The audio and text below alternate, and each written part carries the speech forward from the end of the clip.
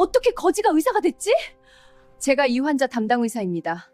3년 전 집에서 쫓겨난 며느리가 하얀 가운을 입고 의사가 되어 나타났습니다.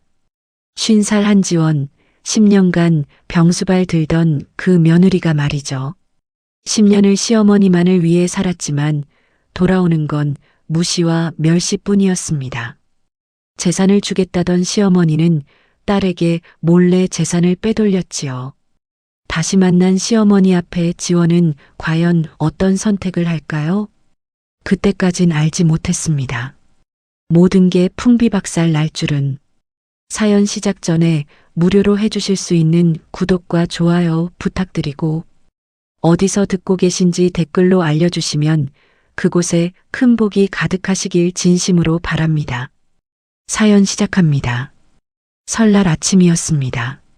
새벽 5시 한지원은 차디찬 골방 바닥에 무릎을 꿇은 채 시어머니 박복자의 욕창을 닦고 있었습니다. 알코올 솜의 매캐한 냄새가 코끝을 찔렀죠. 소독약을 바를 때마다 시어머니의 주름진 등가죽이 종이처럼 얇게 접히는 게 느껴졌습니다.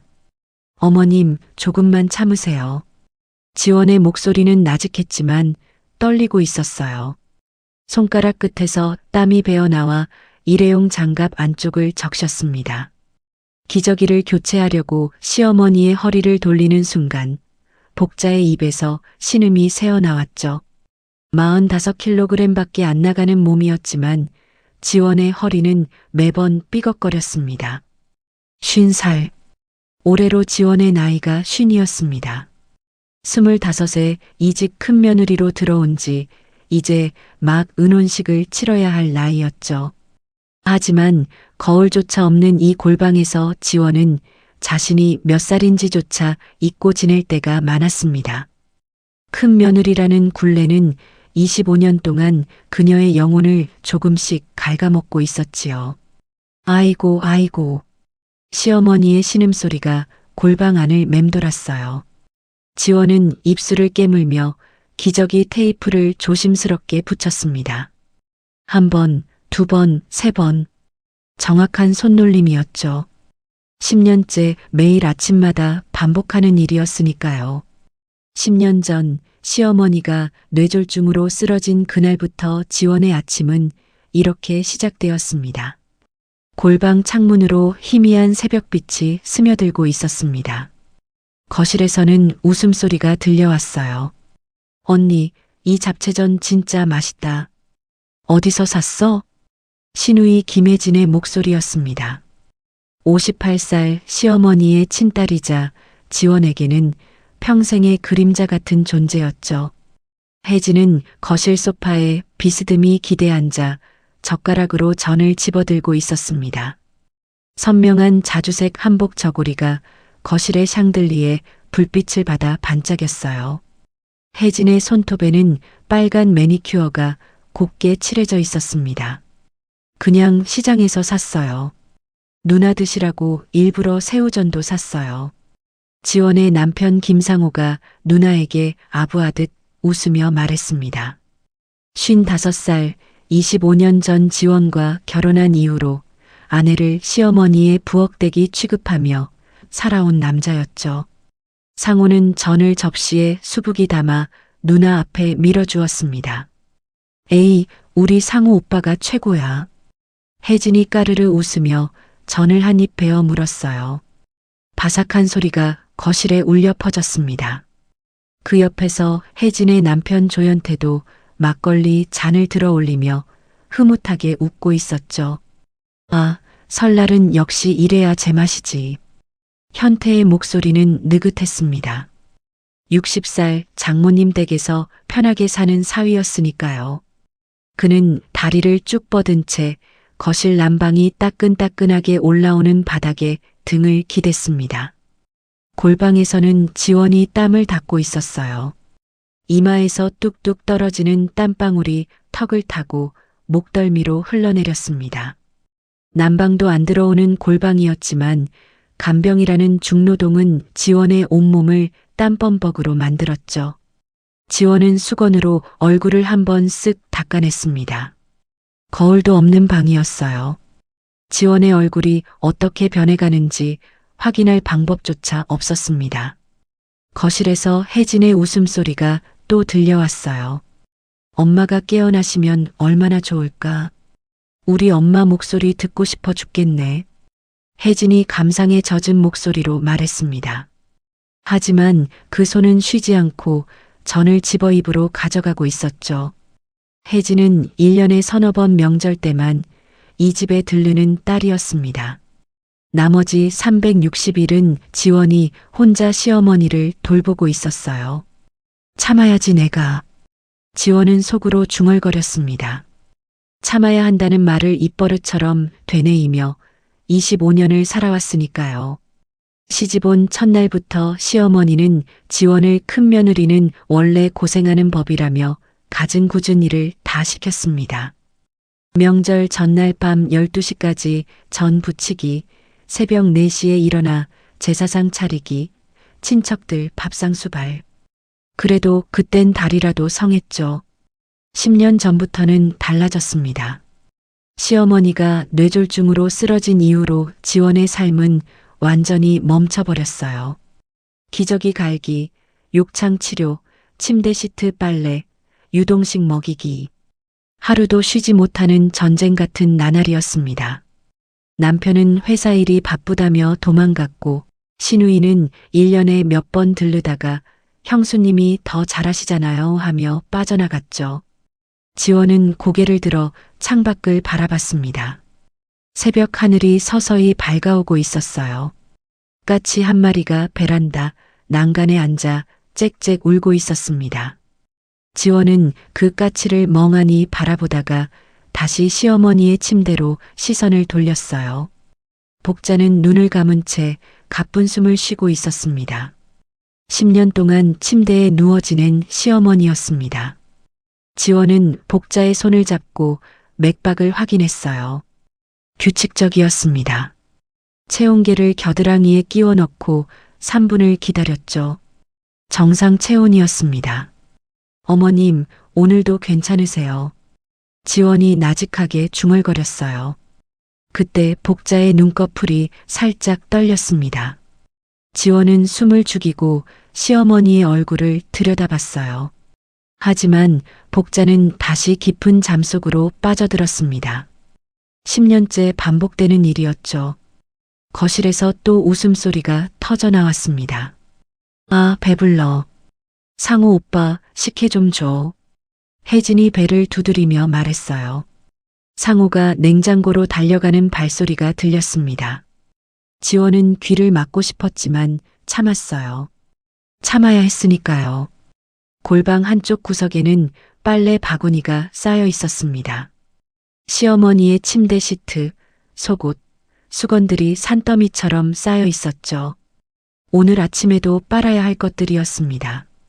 지원은 무릎으로 기어가 빨래 바구니를 끌어당겼어요. 무거웠습니다. 허리가 다시 욱신거렸죠. 잠깐만요, 어머님. 지원이 시어머니에게 말을 걸었습니다. 대답은 없었어요. 하지만 지원은 늘 이렇게 말을 걸었습니다. 혹시나 어머니가 들을 수도 있으니까요.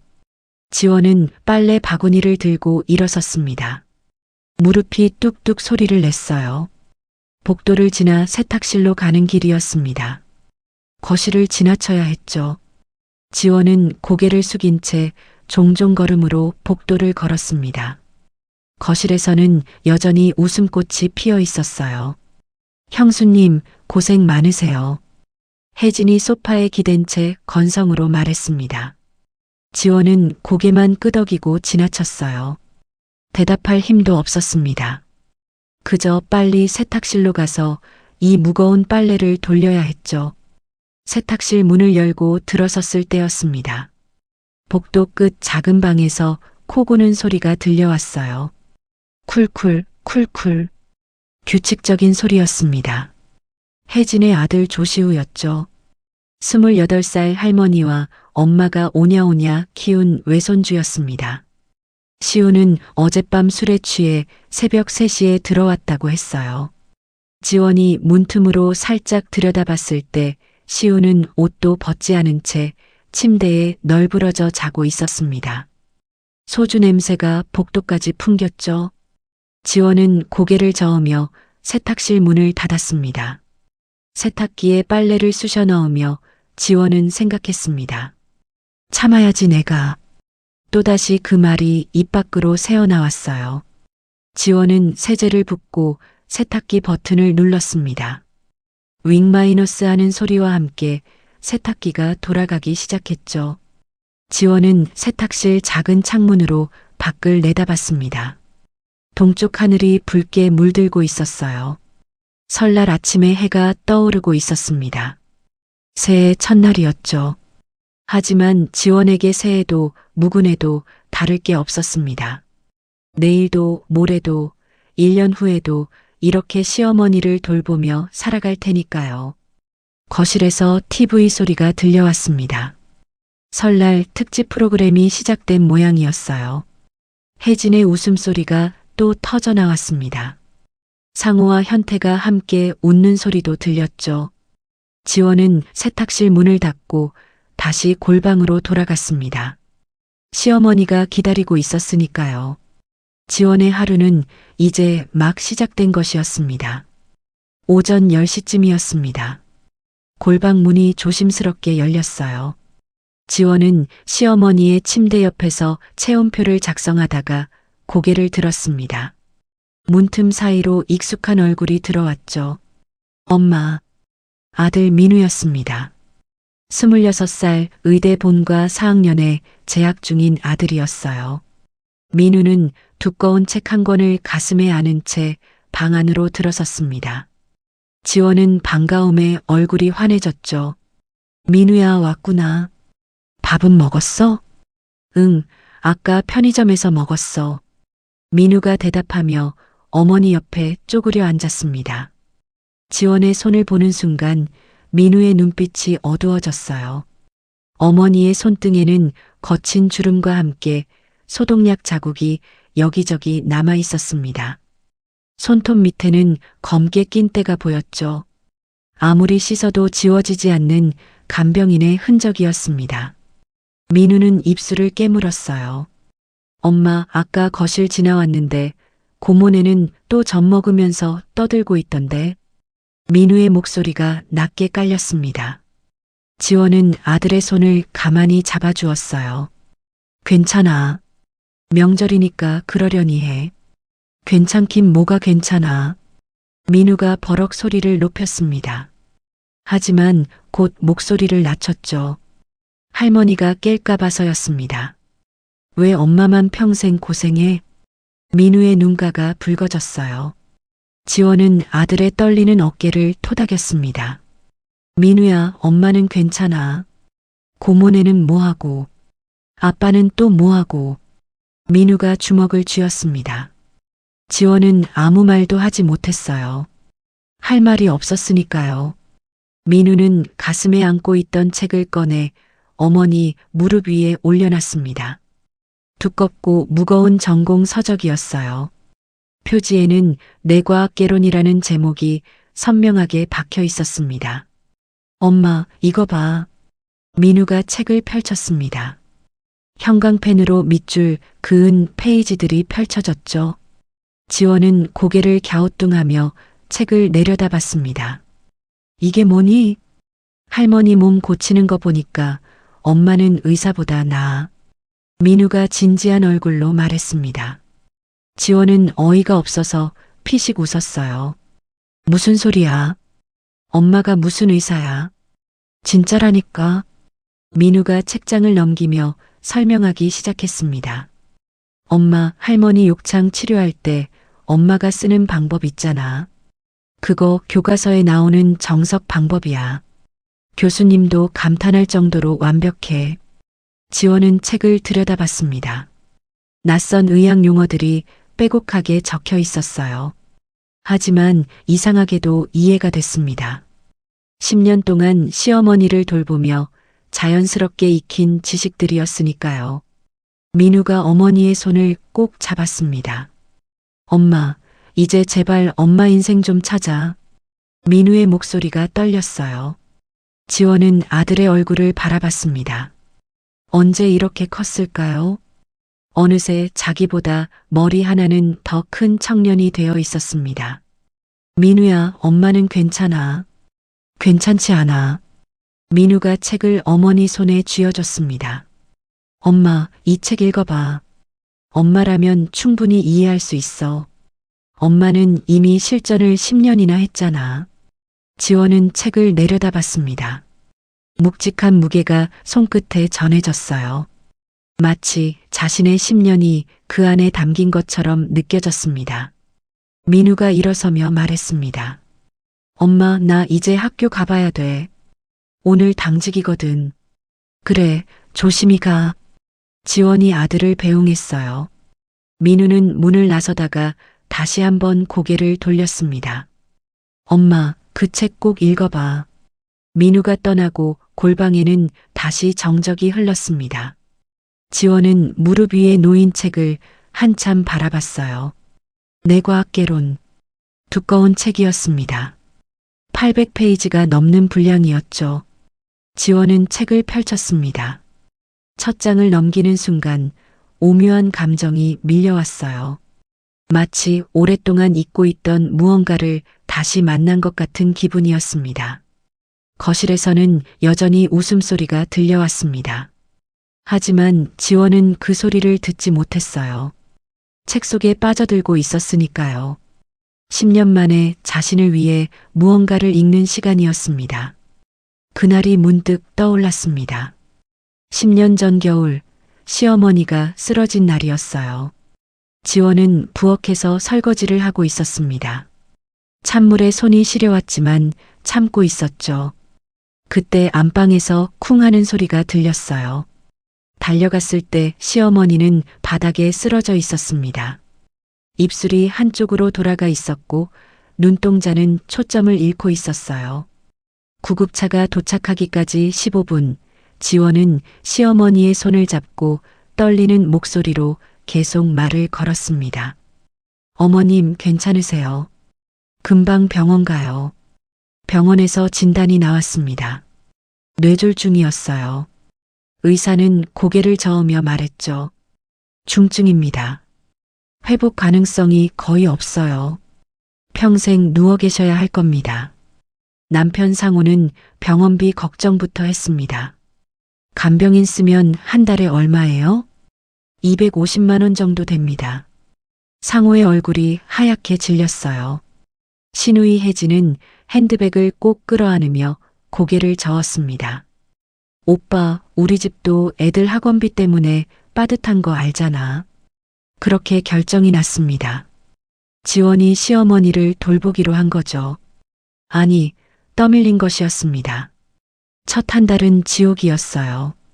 간병인 선생님이 와서 일주일 동안 기본적인 것들을 가르쳐 줬습니다. 기저귀 교체법, 욕창 예방법, 유동식 먹이는 법. 하지만 실전은 완전히 달랐죠. 어느 날 밤 시어머니가 갑자기 경련을 일으켰습니다. 지원은 어찌할 바를 몰라 119에 전화를 걸었어요. 응급실로 실려갔습니다. 의사가 처방전을 내밀며 설명했죠. 이 약은 하루 3번, 식후에 드시고요.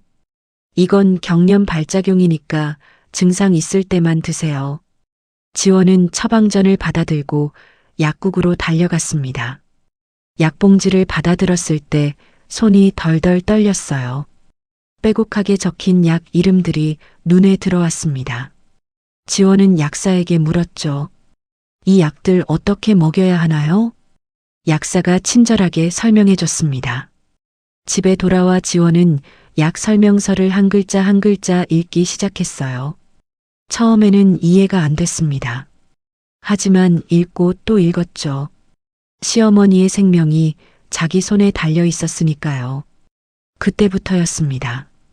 지원이 의학 서적을 읽기 시작한 건 처음에는 인터넷으로 뇌졸중을 검색했어요.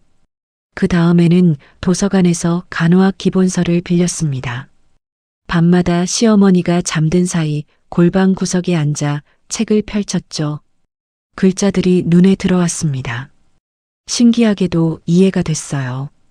고등학교 때 생물을 좋아했던 기억이 떠올랐습니다. 지원은 원래 공부를 잘하는 학생이었어요.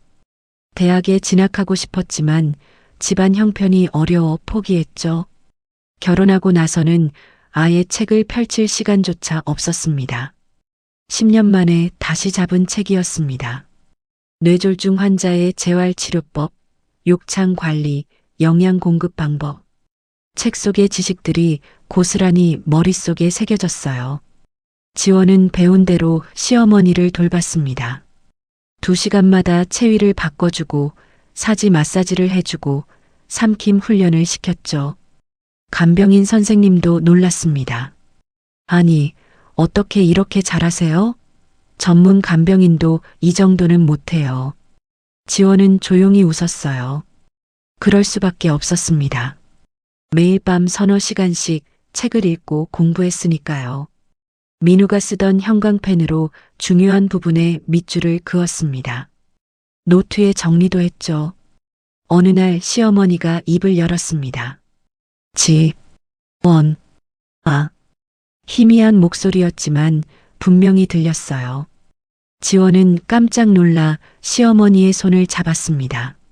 어머님, 말씀하셨어요? 복자의 눈가에 눈물이 고였습니다. 그날 밤 지원은 처음으로 울었어요. 10년 동안 참아왔던 눈물이 쏟아졌습니다. 시어머니가 살아날 수도 있다는 희망이 보였으니까요. 다음 날 아침이었습니다. 복자가 지원의 손을 꼭 잡으며 말했어요. 여전히 어눌한 발음이었지만 또렷했습니다. 지원아, 내가 나으면 이 집, 상가 다 내 거다. 지원의 가슴이 뛰었습니다. 어머님, 무슨 말씀을? 진짜야. 내가 약속? 안다. 복자의 눈빛은 진지했어요. 지원은 고개를 끄덕였습니다. 그 말을 믿고 싶었으니까요. 10년의 고생이 헛되지 않을 거라는 희망을 갖고 싶었으니까요. 지원은 더욱 열심히 시어머니를 돌봤습니다. 의학 서적은 이제 골방 한쪽 구석에 수북이 쌓여 있었어요. 지원의 머릿속에는 전문에 못지않은 지식이 차곡차곡 쌓이고 있었습니다. 복자의 상태는 조금씩 나아졌습니다. 손가락을 움직이기 시작했고 발가락도 꿈틀거렸죠. 지원은 매일 재활 운동을 시켰어요.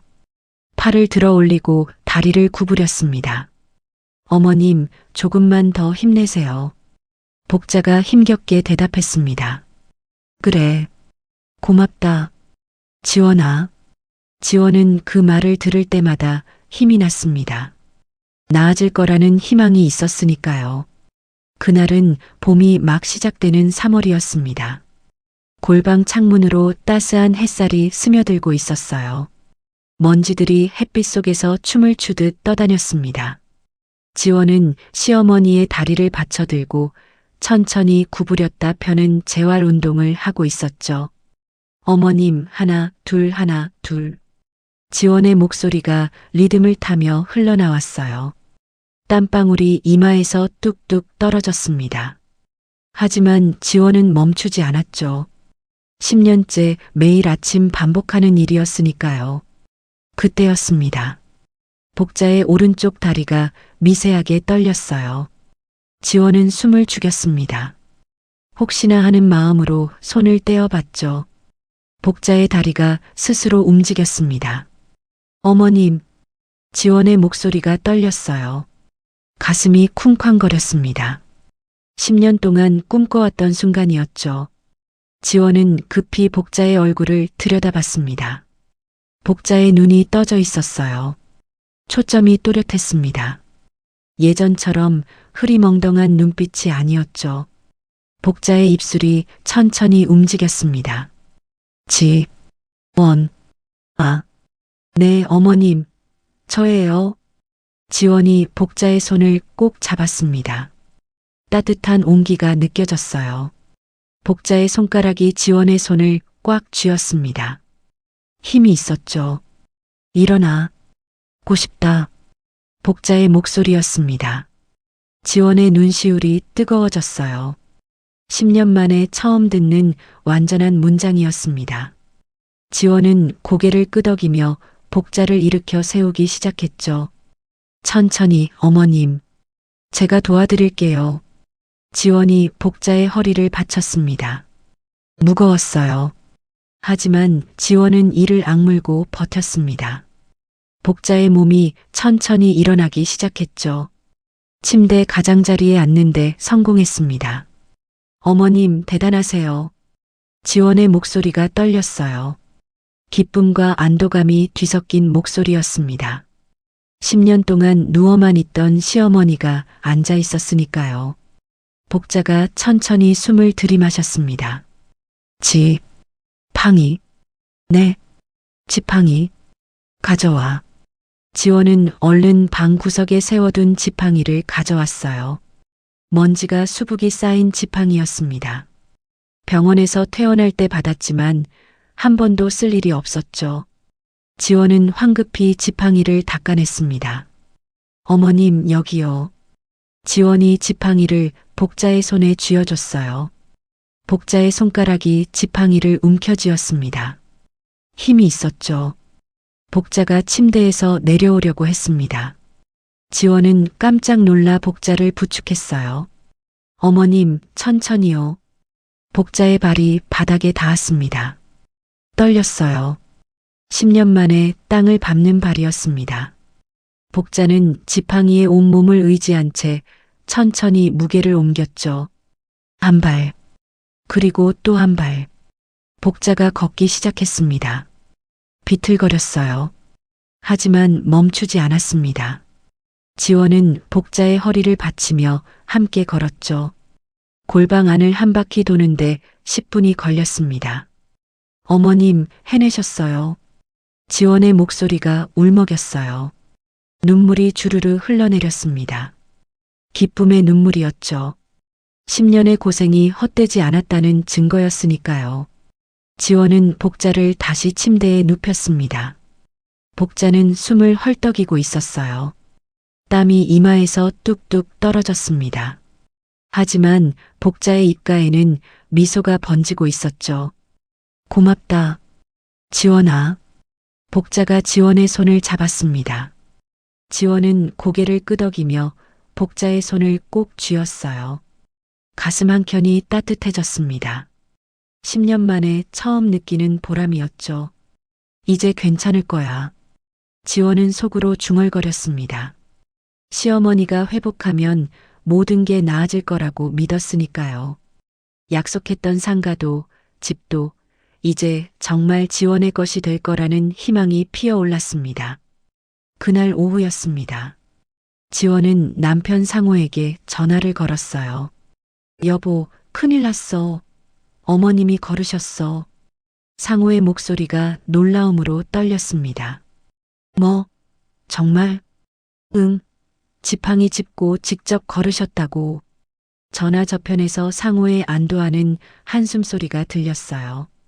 그럼 이제 간병 안 해도 되는 거야? 지원의 가슴이 철렁 내려앉았습니다. 고마움이나 기쁨이 아니라 그게 먼저였어요. 하지만 지원은 참았습니다. 늘 그래왔으니까요.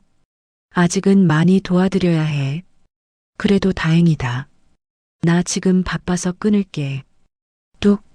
전화가 끊겼습니다. 지원은 핸드폰을 내려다봤어요. 화면에는 통화 종료라는 글자만 남아 있었습니다. 왜 이렇게 허전한 걸까요? 지원은 고개를 저으며 다시 골방으로 들어갔습니다. 복자가 혼자 앉아 있었어요. 지팡이를 짚은 채 창밖을 바라보고 있었습니다. 햇살이 복자의 얼굴을 비추고 있었죠. 주름진 얼굴이 햇빛 속에서 반짝였어요. 어머님, 괜찮으세요? 지원이 다가가며 물었습니다. 복자가 천천히 고개를 돌렸어요. 눈빛이 이상했습니다.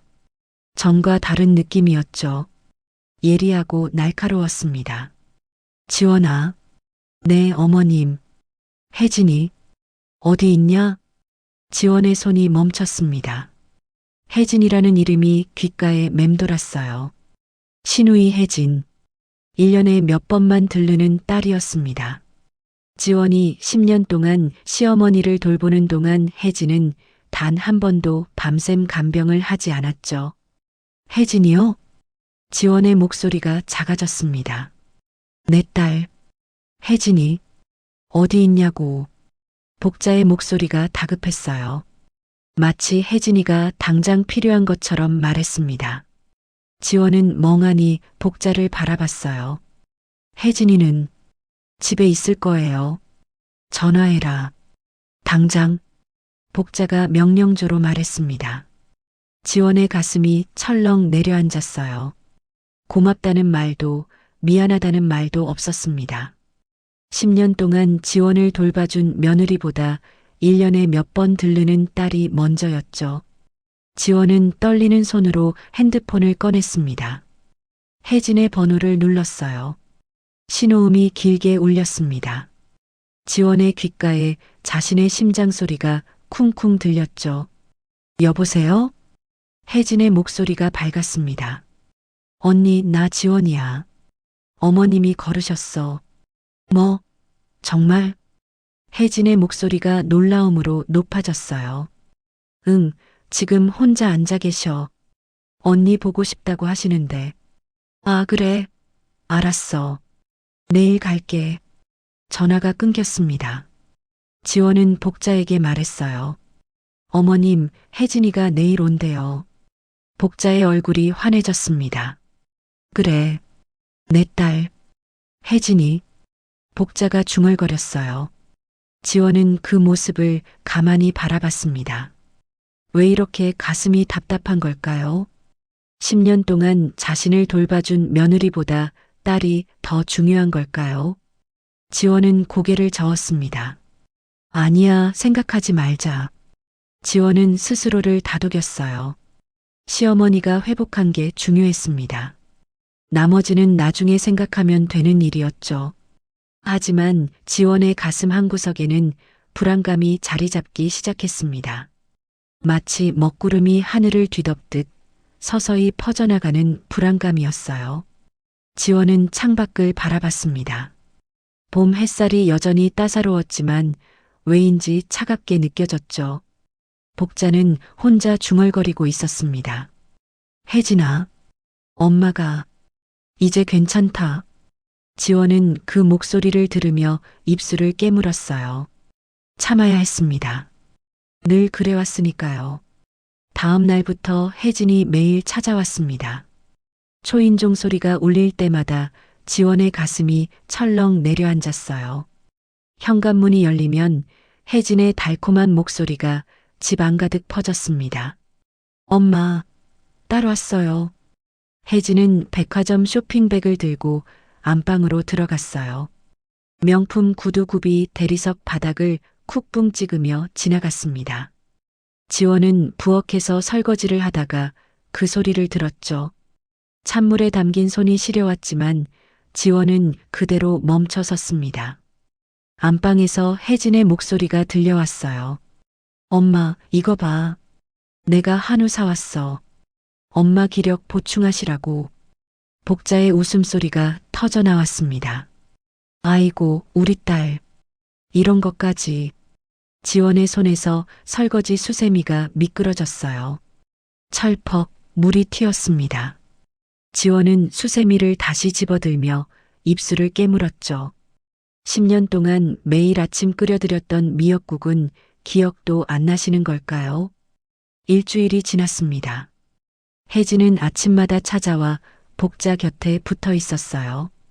때로는 고급 과일을 들고 왔고, 때로는 비싼 건강식품을 가져왔습니다. 복자는 그때마다 환하게 웃으며 혜진의 손을 잡았죠. 역시 내 딸이야. 지원은 골방 구석에 앉아 그 모습을 바라봤어요. 가슴 한구석이 서늘하게 식어가는 게 느껴졌습니다. 마치 겨울 찬바람이 옷깃 사이로 파고드는 것처럼 말이에요. 어느 날 오후였습니다. 지원은 골방에서 시어머니의 혈압을 재고 있었어요. 혈압계의 숫자들이 천천히 올라갔다가 내려갔습니다. 정상이었죠. 지원이 수첩에 기록을 적고 있을 때였습니다. 똑똑. 안방 문을 두드리는 소리가 들렸어요. 엄마, 나 혜진이야. 혜진의 목소리였습니다.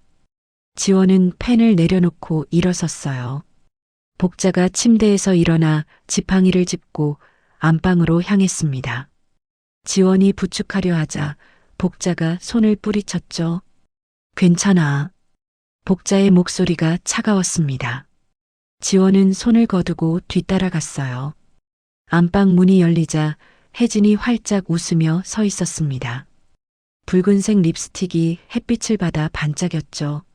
엄마, 오늘 날씨 너무 좋지 않아? 우리 밖에 나가자.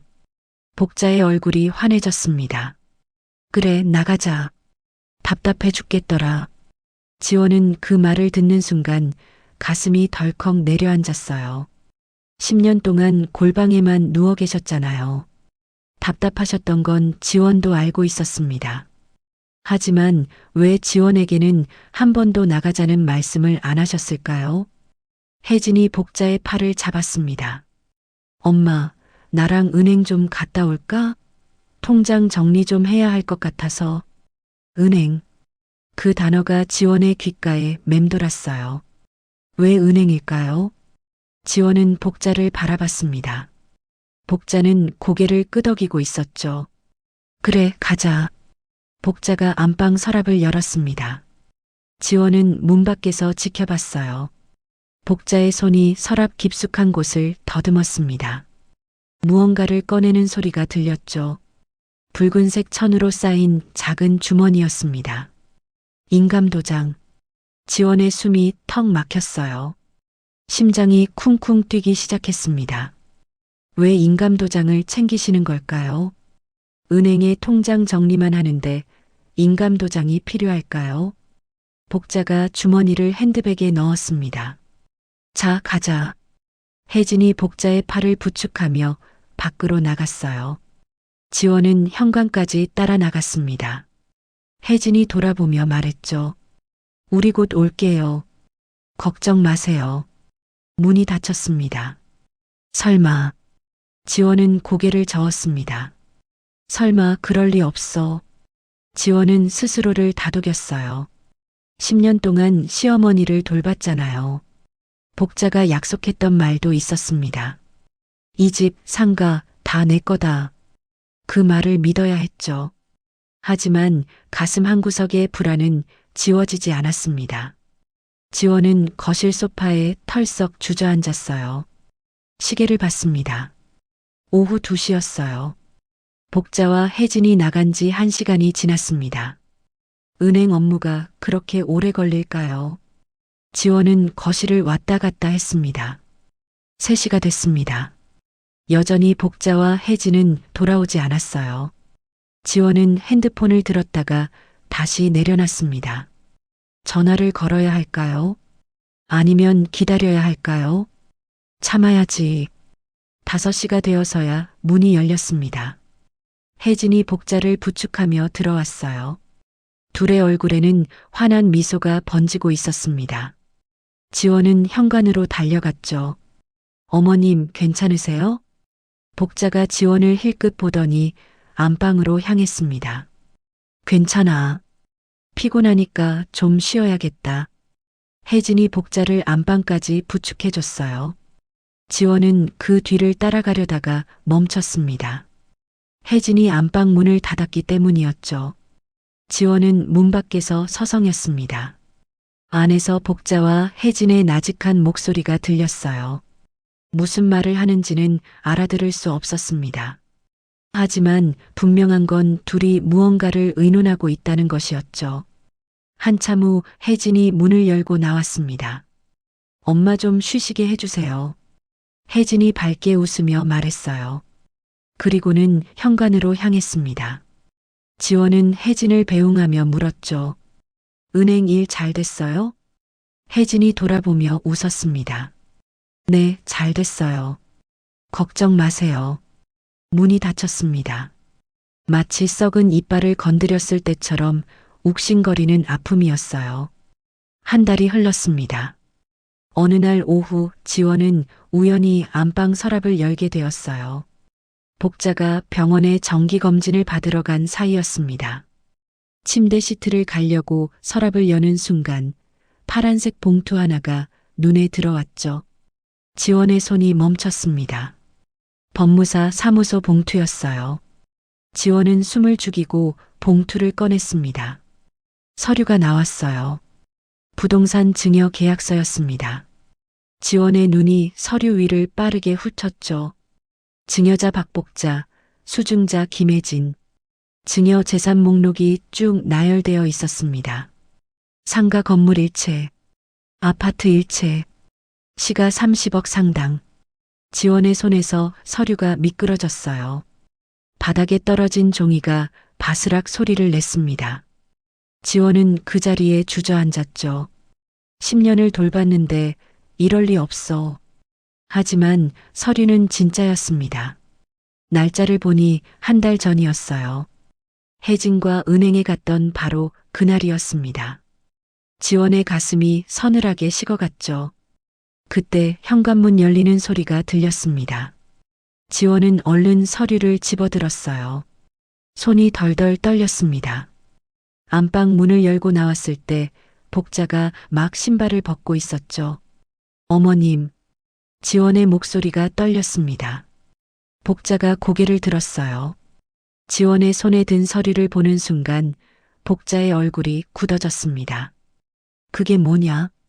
복자의 목소리가 차가웠어요. 지원은 서류를 복자에게 내밀었습니다. 이게 뭐예요, 어머님? 내 서랍을 뒤졌어? 복자의 목소리가 날카로워졌죠. 지원의 가슴이 철렁 내려앉았습니다. 아니에요. 침대 시트 갈려다가 우연히. 거짓말. 복자가 소리쳤어요. 지원은 눈물이 핑 돌았습니다. 어머님, 이게 뭐예요? 제게 주신다고 하지 않으셨어요? 지원의 목소리가 울먹였습니다. 10년 동안 참아왔던 감정이 터져나왔죠. 내 재산 내 맘대로 하는 건데 내가 뭐라고 그래. 복자의 목소리가 집안을 울렸어요. 지원은 그 자리에 선 채 얼어붙었습니다. 마치 얼음물을 뒤집어 쓴 것처럼 온몸이 차가워졌죠. 10년 동안 제가 뭐였어요? 지원의 목소리가 떨렸습니다. 며느리면 시어머니 돌보는 게 당연한 거 아니야? 복자가 차갑게 말했어요. 지원의 눈에서 눈물이 주르르 흘러내렸습니다. 당연한 게 아니에요. 지원이 고개를 저었어요. 그때 현관문이 열렸습니다. 남편 상우가 퇴근해서 들어왔죠. 상우는 두 사람을 번갈아 보며 물었습니다. 무슨 일이야? 여보. 지원이 상우에게 달려갔어요. 서류를 내밀었습니다. 이거 봐. 어머님이 혜진이한테 집이랑 상가 다 넘기셨어. 상우가 서류를 받아들었습니다. 눈으로 훑어보더니 한숨을 쉬었어요. 지원은 상우의 반응을 주시했습니다. 놀라거나 화를 낼 줄 알았는데 상우는 그저 고개만 끄덕였죠. 알고 있었어. 지원의 심장이 멎는 것 같았습니다. 뭐? 나도 알고 있었다고. 상우의 목소리가 담담했어요. 지원은 남편을 멍하니 바라봤습니다. 알고 있었다고? 누나네 사업 어려워. 빚도 많고 엄마가 도와주시는 거야. 상우가 태연하게 말했습니다. 지원의 몸이 후들후들 떨렸어요. 그럼 나는? 10년 동안 어머님 돌본 나는? 지원의 목소리가 날카로워졌습니다. 상우가 짜증스럽게 대꾸했어요. 그게 며느리 돌이잖아. 왜 유난이야? 지원의 귓가가 윙윙거렸습니다. 마치 폭탄이 터진 것처럼 아무 소리도 들리지 않았어요. 입술이 바짝바짝 말라왔습니다. 10년이 며느리 도리로 끝나는 거였나요? 당신이라도 내 10년을 이해해 줄 줄 알았어. 지원이 소리쳤습니다. 그러길 내가 얼마나 간절하게 기도했는지 알아? 지원의 목소리가 갈라졌어요. 눈물이 뺨을 타고 주르륵 흘러내렸습니다. 상우가 고개를 돌렸습니다. 그만해. 엄마 앞에서 창피하게. 그 말을 듣는 순간 지원의 안에서 무언가가 또 끊어지는 소리가 들렸어요. 마치 팽팽하게 당겨진 실이 터지듯 말이죠. 지원은 돌아서서 골방으로 걸어갔습니다. 손이 떨렸지만 침착하게 옷가지를 챙겼어요. 가방 하나에 몇 벌 안 되는 옷을 구겨 넣었습니다. 10년 동안 읽었던 의학 서적들도 챙겼죠. 상우가 문가에 서서 물었습니다. 뭐 하는 거야? 나가. 지원이 짧게 대답했어요. 뭐? 나간다고. 이 집. 지원이 가방 지퍼를 올렸습니다. 찍 소리가 골방 안을 가득 채웠어요. 상우가 황급히 다가왔습니다. 미쳤어? 어딜 간다고? 어디든. 지원이 상우를 밀쳤습니다. 50살 한지원이 남편을 처음으로 밀어낸 순간이었어요. 상우는 비틀거리며 뒤로 물러났습니다. 당신 후회할 거야. 상우가 소리쳤어요. 지원은 대답하지 않았습니다. 가방을 들고 현관으로 향했죠. 복자가 소파에 앉아 냉랭한 눈빛으로 지원을 바라보고 있었습니다. 나가면 다신 들어오지 마. 꺼져버려. 복자가 차갑게 말했어요. 지원은 복자를 똑바로 바라봤습니다. 10년 만에 처음으로 시어머니의 눈을 피하지 않았어요. 네. 지원이 고개를 끄덕였습니다. 다신 안 올게요. 현관문을 열었습니다. 복도로 나서는 순간 차가운 공기가 얼굴을 때렸어요. 5월의 밤바람이었습니다.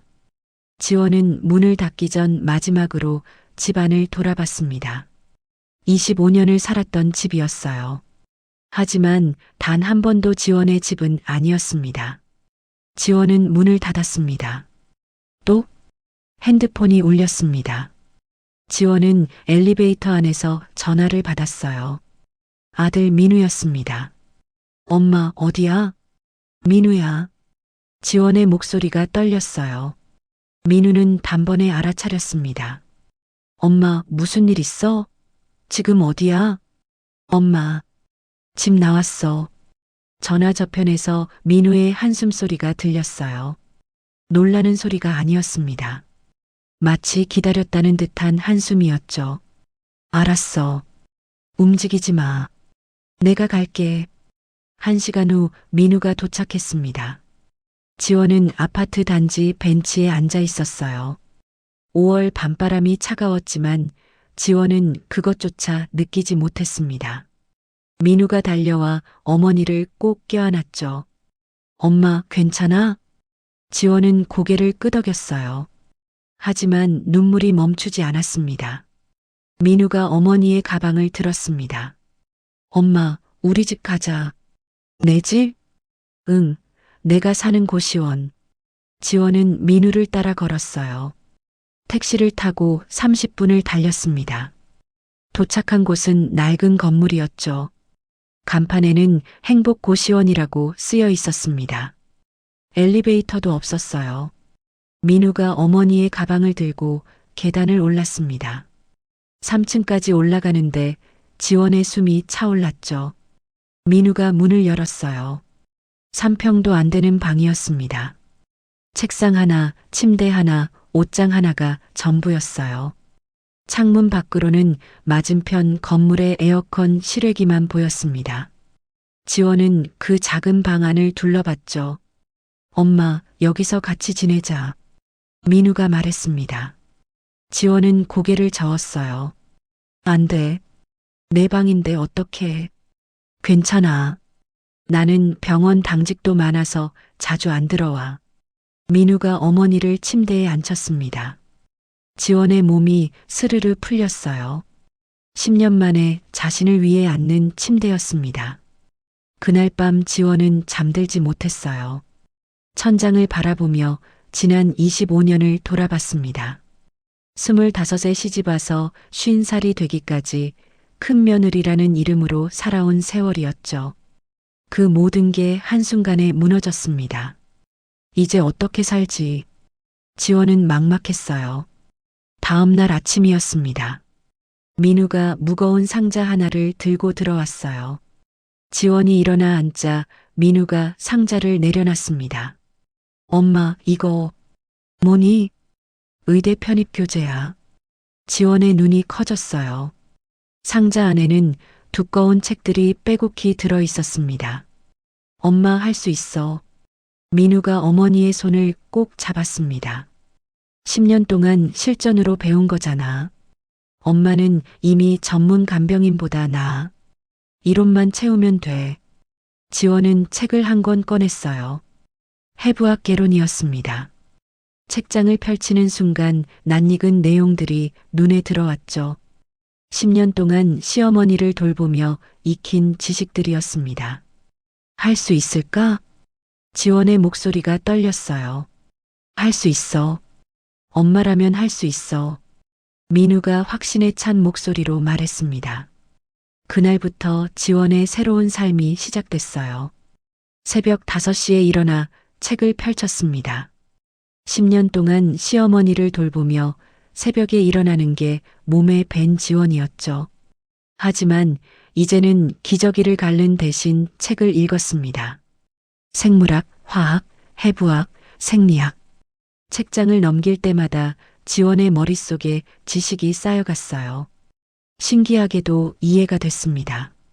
10년 동안 실전으로 익힌 것들이 이론과 딱딱 맞아떨어졌죠. 한 달이 지났습니다. 지원은 편의점 아르바이트를 시작했어요. 밤 11시부터 새벽 5시까지 일했습니다. 퇴근하면 고시원으로 돌아와 책을 펼쳤죠. 점심 한 끼는 편의점 삼각김밥으로 때웠습니다. 손이 거칠어졌어요. 편의점 바닥을 닦고 진열대를 정리하느라 손등에 상처가 났습니다. 하지만 지원은 개의치 않았죠. 10년 동안 시어머니 욕창을 닦던 손이었으니까요. 여름이 왔습니다. 고시원 방은 찜통처럼 더웠어요. 에어컨도 없었습니다. 선풍기 하나로 버텼죠. 땀이 등줄기를 타고 주르륵 흘러내렸지만 지원은 책에서 눈을 떼지 않았습니다. 밤마다 민우가 전화를 걸었어요. 엄마, 오늘 공부 얼마나 했어? 해부학 300페이지 봤어. 대단한데? 엄마, 정말 잘하고 있어. 민우의 격려가 지원을 버티게 했습니다. 가을이 왔어요. 지원은 의대 편입 원서를 넣었습니다. 손이 떨렸지만 마우스를 클릭했죠. 접수 완료라는 글자가 화면에 떴을 때 지원의 눈에서 눈물이 흘러내렸습니다. 할 수 있을까? 지원은 불안했어요. 하지만 포기할 수 없었습니다. 10년을 잃었으니까요. 이제라도 자기 인생을 찾고 싶었죠. 시험날이 다가왔습니다. 지원은 시험장에 들어섰어요. 50살 한지원, 20대 청춘들 사이에서 유난히 눈에 띄었습니다. 하지만 지원은 신경 쓰지 않았죠. 문제지를 받았습니다. 펜을 잡는 순간 손이 떨렸어요. 첫 문제를 읽었습니다. 뇌졸중 환자의 재활치료법에 대한 문제였죠. 지원의 손이 저절로 움직였습니다. 10년 동안 매일 해온 일이었으니까요. 시험이 끝났습니다. 지원은 시험장을 나서며 하늘을 올려다봤어요. 가을 하늘이 맑았습니다. 바람이 뺨을 스치고 지나갔죠. 차가웠지만 상쾌했습니다. 합격 발표 날이었습니다. 지원은 떨리는 손으로 인터넷을 켰어요. 수험번호를 입력했습니다. 엔터를 누르는 순간 심장이 쿵쿵 뛰었죠. 합격. 그 두 글자가 화면에 떴습니다. 지원은 그 자리에 주저앉았어요. 눈물이 쏟아졌습니다. 기쁨의 눈물이었죠. 50살 의대생 한지원이 탄생한 순간이었습니다. 민우에게 전화를 걸었어요. 민우야, 엄마 붙었어. 엄마. 민우의 목소리가 떨렸습니다.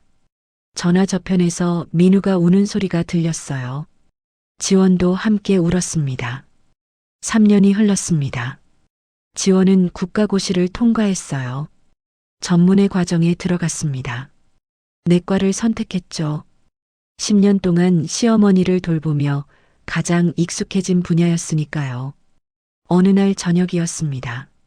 지원은 하얀 가운을 입고 병원 복도를 걸었어요. 가슴에는 명찰이 달려 있었습니다. 내과 전공의 한지원. 거울에 비친 자신을 봤습니다. 53 의사 한지원이었어요. 10년을 잃었지만 3년 만에 새로운 삶을 찾았습니다. 지원의 입가에 미소가 번졌죠. 이제 시작이야. 지원은 속으로 중얼거렸습니다. 새로운 세상이 펼쳐지고 있었으니까요. 다시 계절이 흘렀습니다. 지원은 대학병원 내과에서 전문의 수련을 받고 있었어요. 새하얀 가운 자락이 복도 바람에 펄럭이며 지나갔습니다. 청진기가 목에 걸려 가볍게 흔들렸죠. 지원의 걸음걸이는 당당했습니다. 한 선생님, 오늘 회진 준비됐어요? 간호사가 차트를 건넸어요. 지원은 고개를 끄덕이며 차트를 받아들었습니다. 환자 명단을 훑어보는 지원의 눈빛이 예리했죠. 10년 동안 시어머니를 돌보며 익힌 감각이 살아 움직이고 있었습니다. 3층 병실부터 돌겠습니다. 지원의 목소리가 또렷했어요. 병실 문을 열고 들어갔습니다. 침대에 누운 할머니 환자가 지원을 보며 환하게 웃었어요. 선생님 오셨어요. 네, 할머니. 오늘 컨디션은 어떠세요? 지원이 환자의 손목을 잡고 맥박을 짚었습니다. 청진기를 가슴에 대고 심장 소리를 들었죠. 규칙적이었습니다. 지원이 미소를 지었어요. 많이 좋아지셨네요. 선생님 덕분이에요. 할머니가 지원의 손을 꼭 잡았습니다. 따뜻한 온기가 전해졌어요. 지원의 가슴 한편이 포근해졌습니다. 이게 진짜 보람이었어요. 10년 동안 배신당하며 느낀 허무함과는 달랐죠. 병실을 나서는데 복도에서 아들 민우가 걸어오고 있었습니다. 엄마, 민우도 이제 전공의가 되어 같은 병원에서 일하고 있었어요. 지원은 아들과 나란히 복도를 걸으며 미소를 지었습니다. 오늘 수술 어땠어? 잘 끝났어. 엄마는? 다 괜찮아. 모자가 나란히 걷는 모습이 햇살을 받아 반짝였어요. 복도 창문으로 쏟아지는 오후 햇살이 갓 구운 빵처럼 따스하게 두 사람의 어깨를 감싸 안았습니다. 바로 그 시각이었어요. 강남 논현동 상가 건물 앞에는 빨간 딱지가 붙어 있었습니다. 압류 통지서였죠. 혜진이 건물 앞에 서서 그 딱지를 멍하니 바라보고 있었어요. 이럴 리가 없는데. 혜진의 목소리가 떨렸습니다.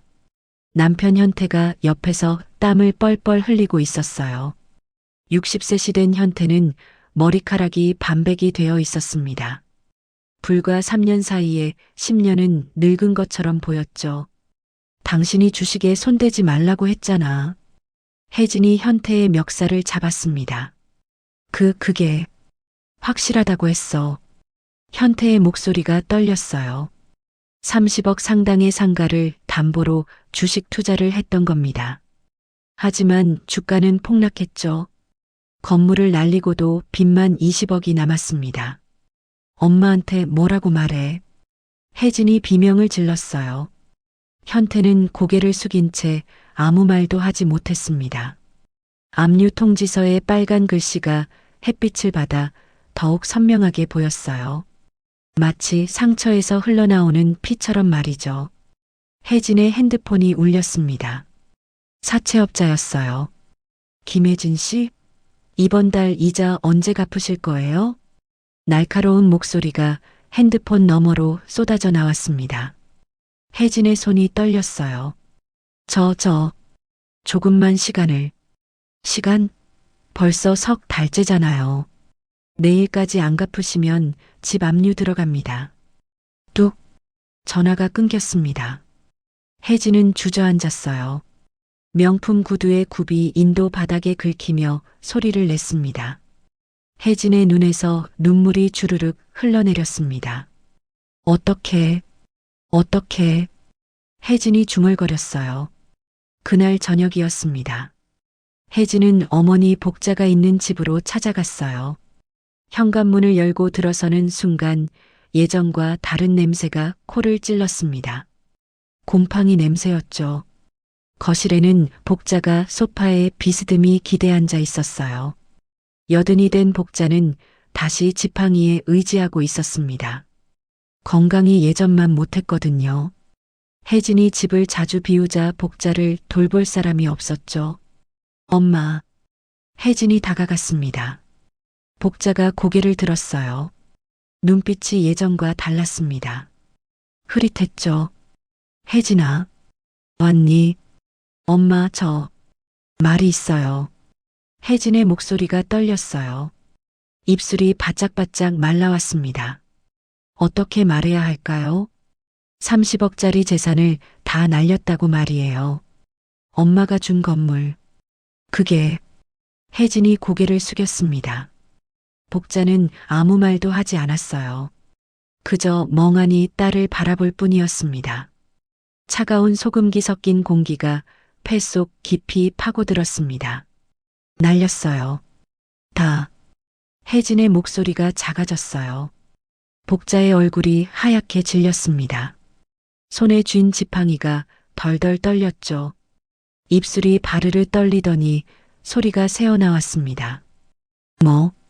라고. 복자의 목소리가 갈라졌어요.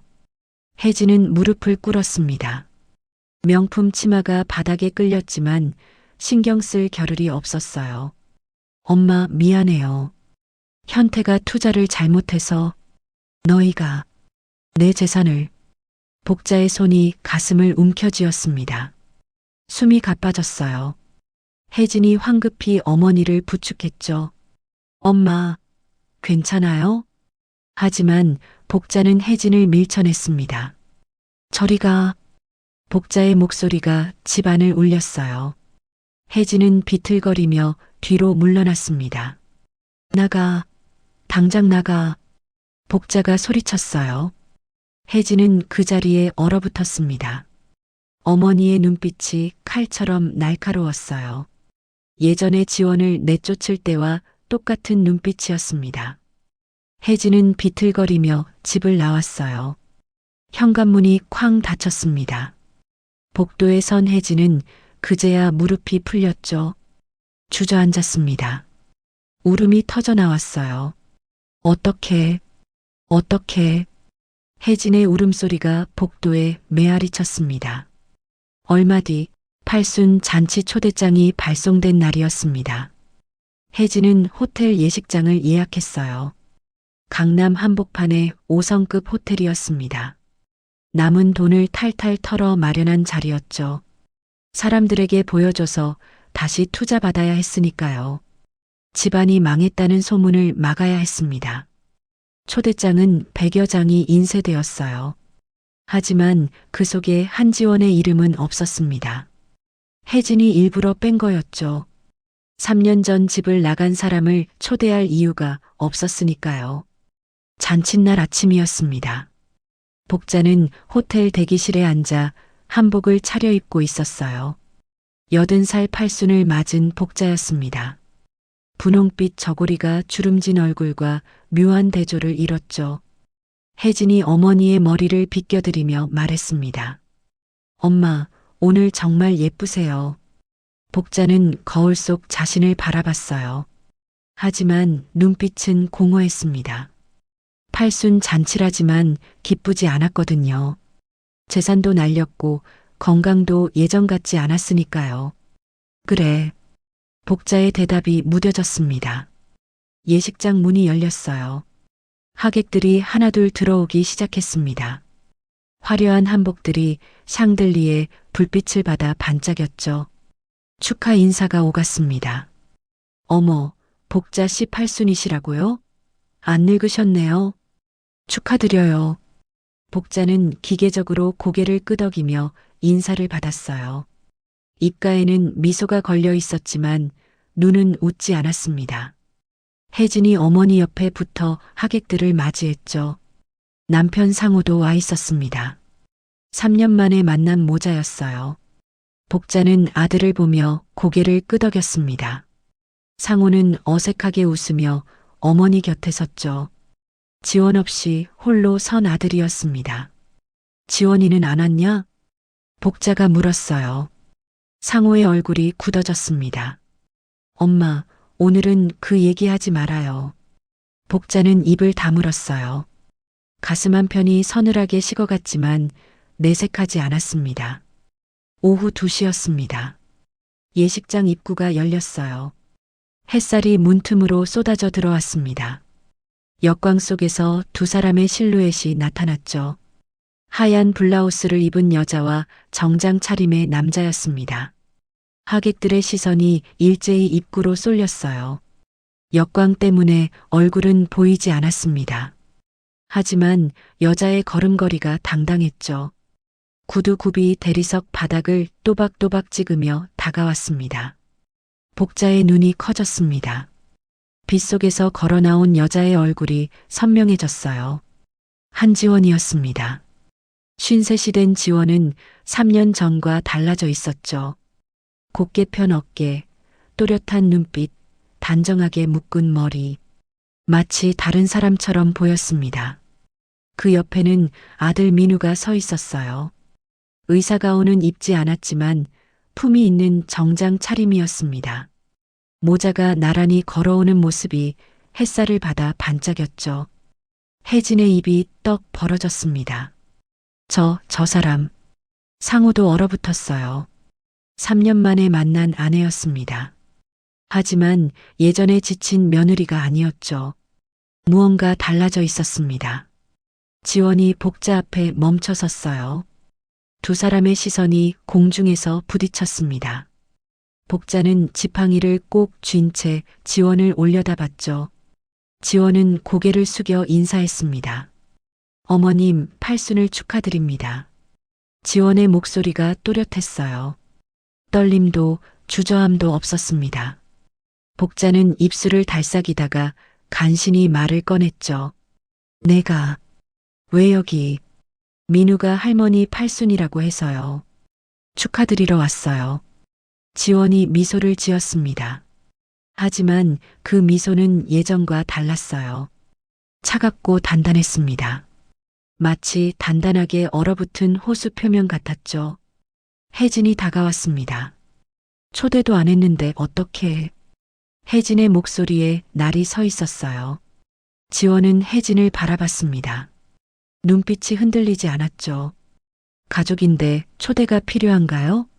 지원의 대꾸가 담담했습니다. 혜진은 할 말을 잃었어요. 예전의 지원이었다면 고개를 숙이고 물러섰을 겁니다. 하지만 지금의 지원은 달랐죠. 주변 하객들이 웅성거리기 시작했습니다. 저 사람 누구야? 큰 며느리 아니야? 3년 전에 쫓겨났다던데. 근데 뭔가 달라 보이지 않아? 속닥이는 소리가 예식장을 가득 채웠어요. 복자의 얼굴이 붉어졌습니다. 혜진은 입술을 깨물었죠. 민우가 어머니 옆에 섰습니다. 할머니, 제가 엄마 모시고 왔어요. 문제될 거 없죠? 민우의 목소리가 단호했어요. 복자는 손자를 바라봤습니다. 민우의 눈빛도 예전과 달랐죠. 할머니를 대하는 태도가 냉랭했습니다. 복자는 고개를 돌렸어요. 앉아라. 짧은 한마디였습니다. 지원과 민우는 뒤쪽 자리에 앉았어요. 하객들 사이에서 유난히 눈에 띄는 모녀였습니다.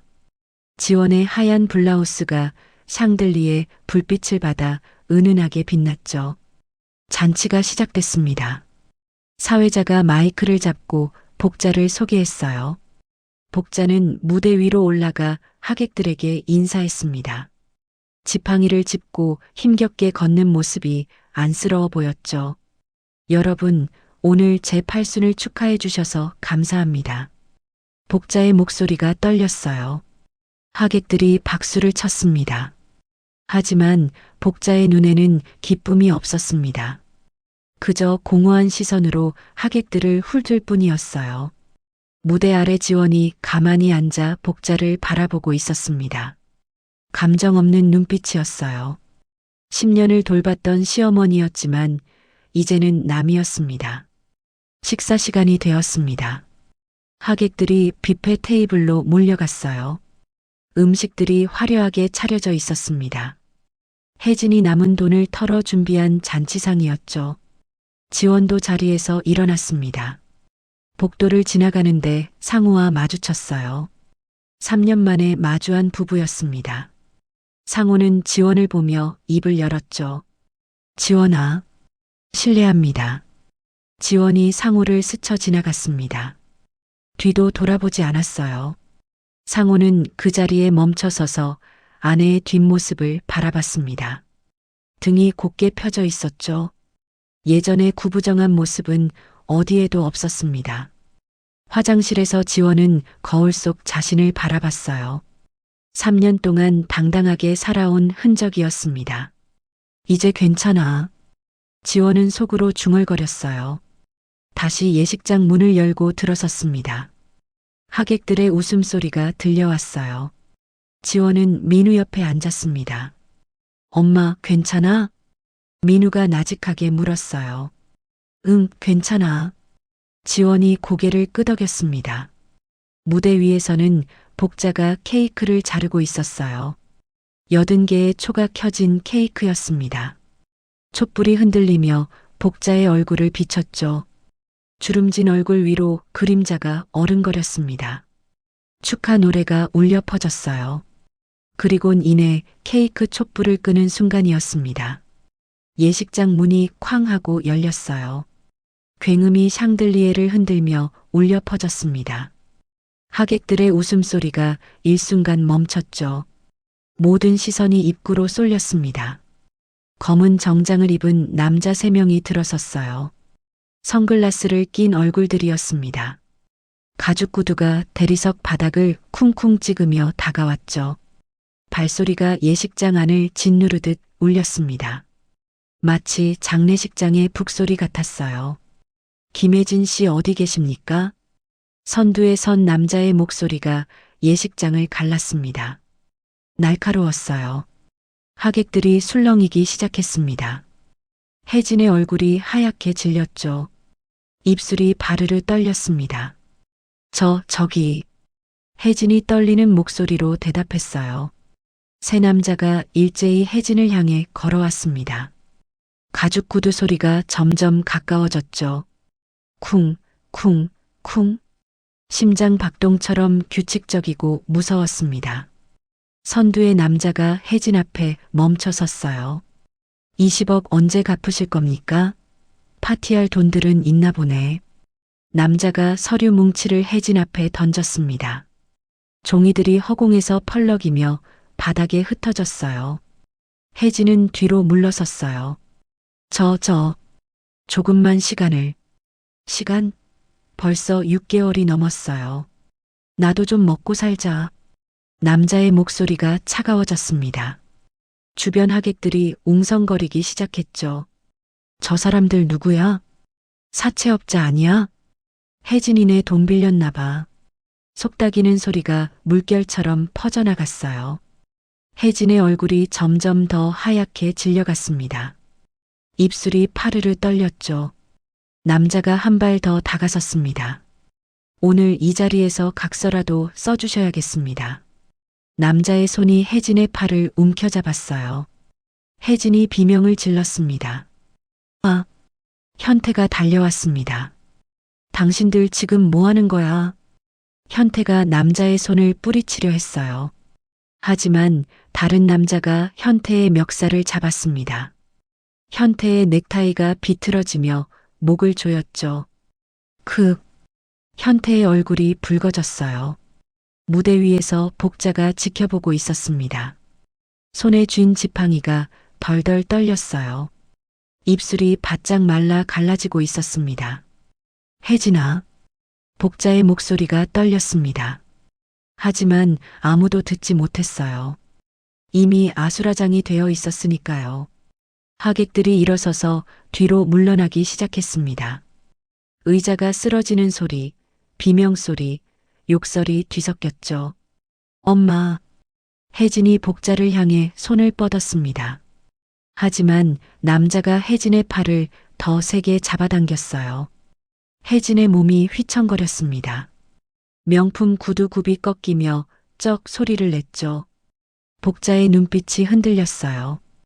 딸이 끌려가는 모습을 보는 순간 무언가 가슴속에서 터져 나오는 게 느껴졌습니다. 마치 풍선이 터지듯 욱신거리는 아픔이었죠. 혜진, 아. 복자의 손이 가슴을 움켜쥐었습니다. 숨이 막혔어요. 폐속으로 공기가 들어오지 않았습니다. 차가운 소금기 섞인 공기가 목구멍을 긁어대며 폐 속 깊이 파고들었죠. 복자의 지팡이가 손에서 미끄러졌습니다. 으악! 쨍그랑 소리를 내며 무대 바닥에 떨어졌어요. 메아리가 예식장을 울렸습니다. 그 소리를 들은 상우가 고개를 돌렸어요. 엄마! 상우의 외침이 예식장을 가득 채웠습니다. 복자가 무릎을 꿇었어요. 몸이 앞으로 쓰러지려 했습니다. 상우가 달려가 어머니를 받쳐 안았죠. 복자의 몸이 깃털처럼 가벼웠습니다. 엄마, 정신 차리세요. 상우가 소리쳤어요. 하지만 복자의 눈은 이미 초점을 잃고 있었습니다. 동공이 풀렸어요. 입가에서 하얀 거품이 흘러나왔습니다. 혜진이 울부짖었습니다. 엄마, 남자가 혜진을 놓아줬어요. 혜진은 비틀거리며 무대로 달려갔습니다. 명품 구두가 벗겨져 바닥에 남았지만 신경 쓸 겨를이 없었죠. 복자 옆에 무릎을 꿇었습니다. 엄마, 엄마. 혜진의 손이 어머니의 뺨을 두드렸어요. 하지만 복자는 눈을 뜨지 못했습니다. 고개만 옆으로 꺾여 있었죠. 누가 구급차 좀 불러요. 하객 중 한 명이 소리쳤습니다. 핸드폰을 꺼내 119에 전화를 거는 사람들이 나타났어요. 예식장은 완전히 패닉 상태였습니다. 지원이 자리에서 일어섰습니다. 민우가 어머니의 팔을 잡았어요. 엄마, 어디가? 잠깐만. 지원이 대답했습니다. 하지만 발걸음은 무대를 향하지 않았어요. 그저 멀찌감치 서서 지켜볼 뿐이었습니다. 지원의 눈빛은 흔들리지 않았죠. 구급대원들이 들어왔습니다. 들것에 복자를 옮겨 실었어요. 산소 마스크가 복자의 얼굴을 덮었습니다. 쉬쉿, 산소가 들어가는 소리가 희미하게 들렸죠. 보호자분 누구세요? 구급대원이 물었습니다. 상우와 혜진이 동시에 대답했어요. 저요. 아들입니다. 두 사람이 서로를 바라봤습니다. 구급차는 하나였어요. 한 명만 탈 수 있었습니다. 네가 타. 혜진이 말했습니다. 아니, 누나가 타. 상우가 고개를 저었어요. 구급대원이 답답하다는 듯 말했습니다. 빨리 결정하세요. 환자 위험합니다. 하지만 두 사람은 여전히 망설이고 있었어요. 왜 그랬을까요? 어머니가 죽어가는데 왜 구급차에 타는 걸 서로 미뤘을까요? 대답은 간단했습니다. 병원비 때문이었죠. 내가 돈 더 있잖아. 혜진이 속삭였습니다. 무슨 소리야? 누나네가 상가받았잖아. 상우가 맞받아쳤어요. 그거 다 날렸다고. 혜진의 목소리가 높아졌습니다. 구급대원이 혀를 찼어요. 아니, 지금 이게 중요한 게 아니잖아요. 빨리 병원 가야 한다고요.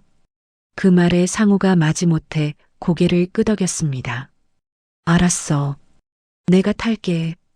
상우가 구급차에 올라탔어요. 문이 닫혔습니다. 쾅 소리가 예식장 밖까지 울렸죠. 사이렌이 울리기 시작했습니다. 삐뽀삐뽀 소리가 멀어져 갔습니다. 멍하니 서 있는 혜진 사이로 하객들이 하나둘 빠져나가기 시작했어요. 아이고, 큰일 났네. 팔순 잔치가 이렇게 되다니. 불쌍하게. 동정 어린 목소리들이 혜진의 귓가를 스쳤습니다. 하지만 아무도 혜진을 위로하지 않았어요. 그저 고개를 저으며 지나칠 뿐이었습니다. 예식장이 텅 비었습니다. 샹들리에의 불빛만 휑하게 예식장을 비추고 있었어요. 무대 위에는 반쯤 자른 케이크가 남아 있었습니다. 촛불은 이미 다 녹아 초가 흘러내리고 있었죠. 혜진은 그 자리에 주저앉았습니다. 예식장 바닥에 털썩 앉아 울음을 터뜨렸어요. 흐느끼는 소리가 텅 빈 공간을 채웠습니다. 지원은 멀리서 그 모습을 지켜봤어요. 엄마, 우리 가자. 지원이 고개를 끄덕였어요. 두 사람은 예식장을 나섰습니다. 이제 끝이구나. 가슴 한편이 묘하게 서늘했어요. 슬픔도 기쁨도 아닌 텅 빈 감정이었습니다. 응급실 형광등 불빛이 차갑게 내려쬐고 있었습니다. 복자는 침대에 누워 있었어요. 산소 마스크 속에서 거친 숨소리가 쉬쉬 새어 나왔죠. 마치 바람 빠지는 풍선처럼 가늘고 약해져가는 소리였습니다. 상우가 침대 옆에 서 있었어요. 어머니의 손을 잡고 있었지만 눈빛은 공허했습니다. 손바닥에서 땀이 배어나와 어머니의 손을 적셨죠. 상우의 시선은 침대가 아니라 복도 쪽을 향하고 있었습니다. 의사가 들어왔어요. 보호자분이시죠? 네, 아들입니다. 상우의 목소리가 떨렸어요. 환자분 상태가 심각합니다. 뇌출혈이 재발했어요. 즉시 수술해야 합니다. 의사의 말이 칼처럼 날카로웠습니다. 상우의 얼굴이 하얗게 질렸어요. 입술이 바짝 말라 갈라지고 있었습니다. 수술이요? 네. 지금 당장 하지 않으면 생명이 위험합니다. 의사가 차트를 닫으며 덧붙였어요. 수술비는 약 2천만 원 정도 예상됩니다. 2천만 원. 그 숫자가 상우의 귓가에서 맴돌았어요. 마치 돌멩이가 물속에 퐁당 빠지는 소리처럼 무겁게 가라앉았습니다. 지금 당장 내야 하나요? 상우의 목소리가 갈라졌어요. 보증금 500만 원만 먼저 내시면 수술 시작할 수 있습니다. 의사가 시계를 보며 말했습니다. 결정은 30분 안에 해주세요. 시간이 없습니다. 의사가 나갔어요. 상우는 그 자리에 얼어붙은 채 서 있었습니다. 손에서 땀이 주르륵 흘러내렸죠. 핸드폰을 꺼내 통장 잔고를 확인했습니다. 200만 원. 턱없이 부족했어요. 복도에서 혜진이 달려왔습니다. 구두도 신지 않은 맨발이었어요. 스타킹이 찢어져 발 뒤꿈치가 피로 얼룩져 있었습니다. 혜진의 숨소리가 거칠게 복도에 울려 퍼졌죠. 엄마. 혜진이 침대 옆으로 뛰어왔어요. 복자의 얼굴을 들여다봤습니다. 복자는 눈을 감고 있었어요. 산소 마스크 안쪽이 하얗게 김이 서려 있었습니다. 의사가 뭐래? 혜진이 상우를 바라봤습니다. 수술해야 한대. 지금 당장. 상우의 목소리가 무거웠어요. 비용은 2천만 원. 혜진의 눈이 커졌습니다. 2천? 보증금만 500. 상우가 고개를 숙였어요. 두 사람 사이에 침묵이 흘렀습니다. 응급실의 삐삐삐, 기계음만 공간을 채웠죠. 어디선가 다른 환자의 신음소리가 들려왔습니다. 혜진이 입을 열었어요. 내가 내. 뭐? 상우가 고개를 들었습니다. 회사 다니잖아. 나는 지금 빚쟁이한테 쫓기는 신세라고. 혜진의 목소리가 날카로워졌어요. 상우가 고개를 저었습니다. 나도 돈 없어. 전세금 올려야 하고. 그럼 어떡하라고. 혜진의 목소리가 높아졌습니다. 간호사가 쉿 소리를 내며 조용히 하라는 손짓을 했어요. 혜진은 입술을 깨물었습니다. 일단 보증금이라도 내야 하잖아. 그러니까 누나가 내라고. 나는 진짜 없다고. 두 사람이 서로를 노려봤어요. 그 순간이었습니다. 침대 위에서 복자의 손이 움찔거렸어요. 산소 마스크 안쪽으로 입술이 움직이는 게 보였습니다. 희미한 소리가 새어나왔죠. 원. 상우와 혜진이 동시에 침대로 다가갔습니다. 엄마. 혜진이 복자의 손을 잡았어요. 복자의 눈꺼풀이 떨렸습니다. 천천히 눈을 뜨려고 했죠. 속눈썹이 미세하게 떨리며 눈가에 맺힌 눈물방울을 흔들었습니다. 지원. 복자의 목소리였어요. 마스크를 통과한 소리는 금방이라도 꺼질 것처럼 가늘었습니다. 마치 마른 낙엽이 바람에 바스락거리는 소리 같았죠. 엄마, 나 혜진이야. 정신 차려. 혜진이 복자의 뺨을 가볍게 두드렸어요. 하지만 복자는 고개를 저었습니다.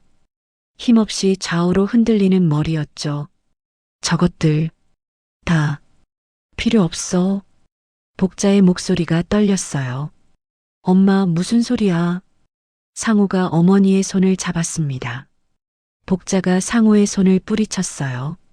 힘은 없었지만 분명한 거부였습니다. 지원이 불러와. 복자의 눈에서 눈물이 흘러내렸습니다. 투명한 눈물방울이 주름진 뺨을 타고 베개로 스며들었어요. 베갯잎에 젖은 자국이 번져나갔습니다. 혜진의 얼굴이 일그러졌어요. 3년 전에 나갔잖아. 지원이 어디? 복자가 희미하게 중얼거렸습니다. 의식이 흐릿해지고 있었어요. 동공이 초점을 잃고 천장을 향했습니다. 입술만 계속 움직이며 같은 말을 반복했죠. 지원이 와야 해. 지원이만. 상우와 혜진은 어머니를 내려다봤습니다. 둘의 얼굴에는 당혹감이 번지고 있었어요. 10년을 돌봤던 며느리. 3년 전 내쫓았던 그 며느리를 찾고 있었으니까요. 연락해. 혜진이 말했습니다. 뭐? 빨리. 엄마가 찾잖아. 혜진의 목소리가 다급했어요. 상우는 주머니에서 핸드폰을 꺼냈습니다. 손이 떨렸죠. 지원의 번호를 눌렀어요. 3년 동안 단 한 번도 누르지 않았던 번호였습니다. 신호음이 울렸어요. 툭, 툭, 툭. 심장 박동처럼 규칙적으로 울려 퍼졌습니다. 상우의 이마에서 땀방울이 주르륵 흘러내렸죠. 여보세요? 전화 너머로 지원의 목소리가 들렸어요. 차갑고 또렷한 목소리였습니다. 3년 전에 지친 목소리가 아니었죠. 상우는 입을 열었습니다. 지원아, 나야. 무슨 일이세요? 지원의 목소리가 한층 더 차가워졌어요. 엄마가 쓰러지셨어. 너를 찾으셔. 상우의 목소리가 떨렸습니다. 전화 너머로 침묵이 흘렀어요. 길고 무거운 침묵이었습니다. 상우는 숨을 죽이고 기다렸죠. 지원이 뭐라고 대답할까요? 도대체 그걸 왜 나한테 얘기해? 네가 며느리잖아. 아, 됐어. 병원 어디죠? 지원의 목소리가 들려왔습니다. 감정이 배제된 목소리였어요. 마치 환자 보호자에게 묻는 의사의 목소리 같았습니다. 서울대병원 응급실. 알겠습니다. 뚝. 전화가 끊겼습니다. 상우는 핸드폰을 내려다봤어요. 화면에는 통화 종료라는 글자만 남아 있었습니다. 30분 후였습니다. 지원이 병원 응급실 문을 밀고 들어섰어요. 하얀 블라우스에 청바지 차림이었습니다. 서둘러 온 흔적이 역력했죠. 머리카락 몇 가닥이 이마에 붙어 있었어요. 복도 끝을 향하자 상우가 서 있었습니다. 벽에 기댄 채 고개를 숙이고 있었어요. 3년 만에 보는 남편이었습니다. 머리에 흰머리가 부쩍 늘어 있었죠. 등도 예전보다 구부정해 보였습니다. 지원이 다가갔어요. 어디 계세요? 지원의 목소리가 차갑게 울렸습니다. 상우가 고개를 들었어요. 지원을 보는 순간 입술이 떨렸습니다. 지원아, 환자는 어디 계시냐고요? 지원이 다시 물었습니다. 감정이 없는 목소리였어요. 상우는 손가락으로 침대 커튼을 가리켰습니다. 지원이 커튼을 젖혔죠. 복자가 누워 있었습니다. 산소 마스크를 쓴 채 눈을 감고 있었어요. 80살 시어머니였습니다. 10년 동안 지원이 돌봤던 그 사람이었죠. 지원의 손이 커튼을 쥔 채 멈췄습니다. 과거가 주마등처럼 스쳐 지나갔어요. 새벽 5시에 일어나 기저귀를 갈던 날들, 욕창 연고를 바르며 손가락에 물집이 잡히던 순간들, 밤마다 시어머니의 신음소리를 들으며 잠 못 이루던 밤들, 10년이었습니다. 지원의 청춘이 그렇게 흘러갔던 거였어요. 환자분 수술 결정하셨나요? 의사가 상호에게 물었어요. 상호는 입술을 깨물었습니다. 대답이 없었죠. 의사가 시계를 보며 말했습니다. 시간이 없습니다. 지금 결정하셔야 해요.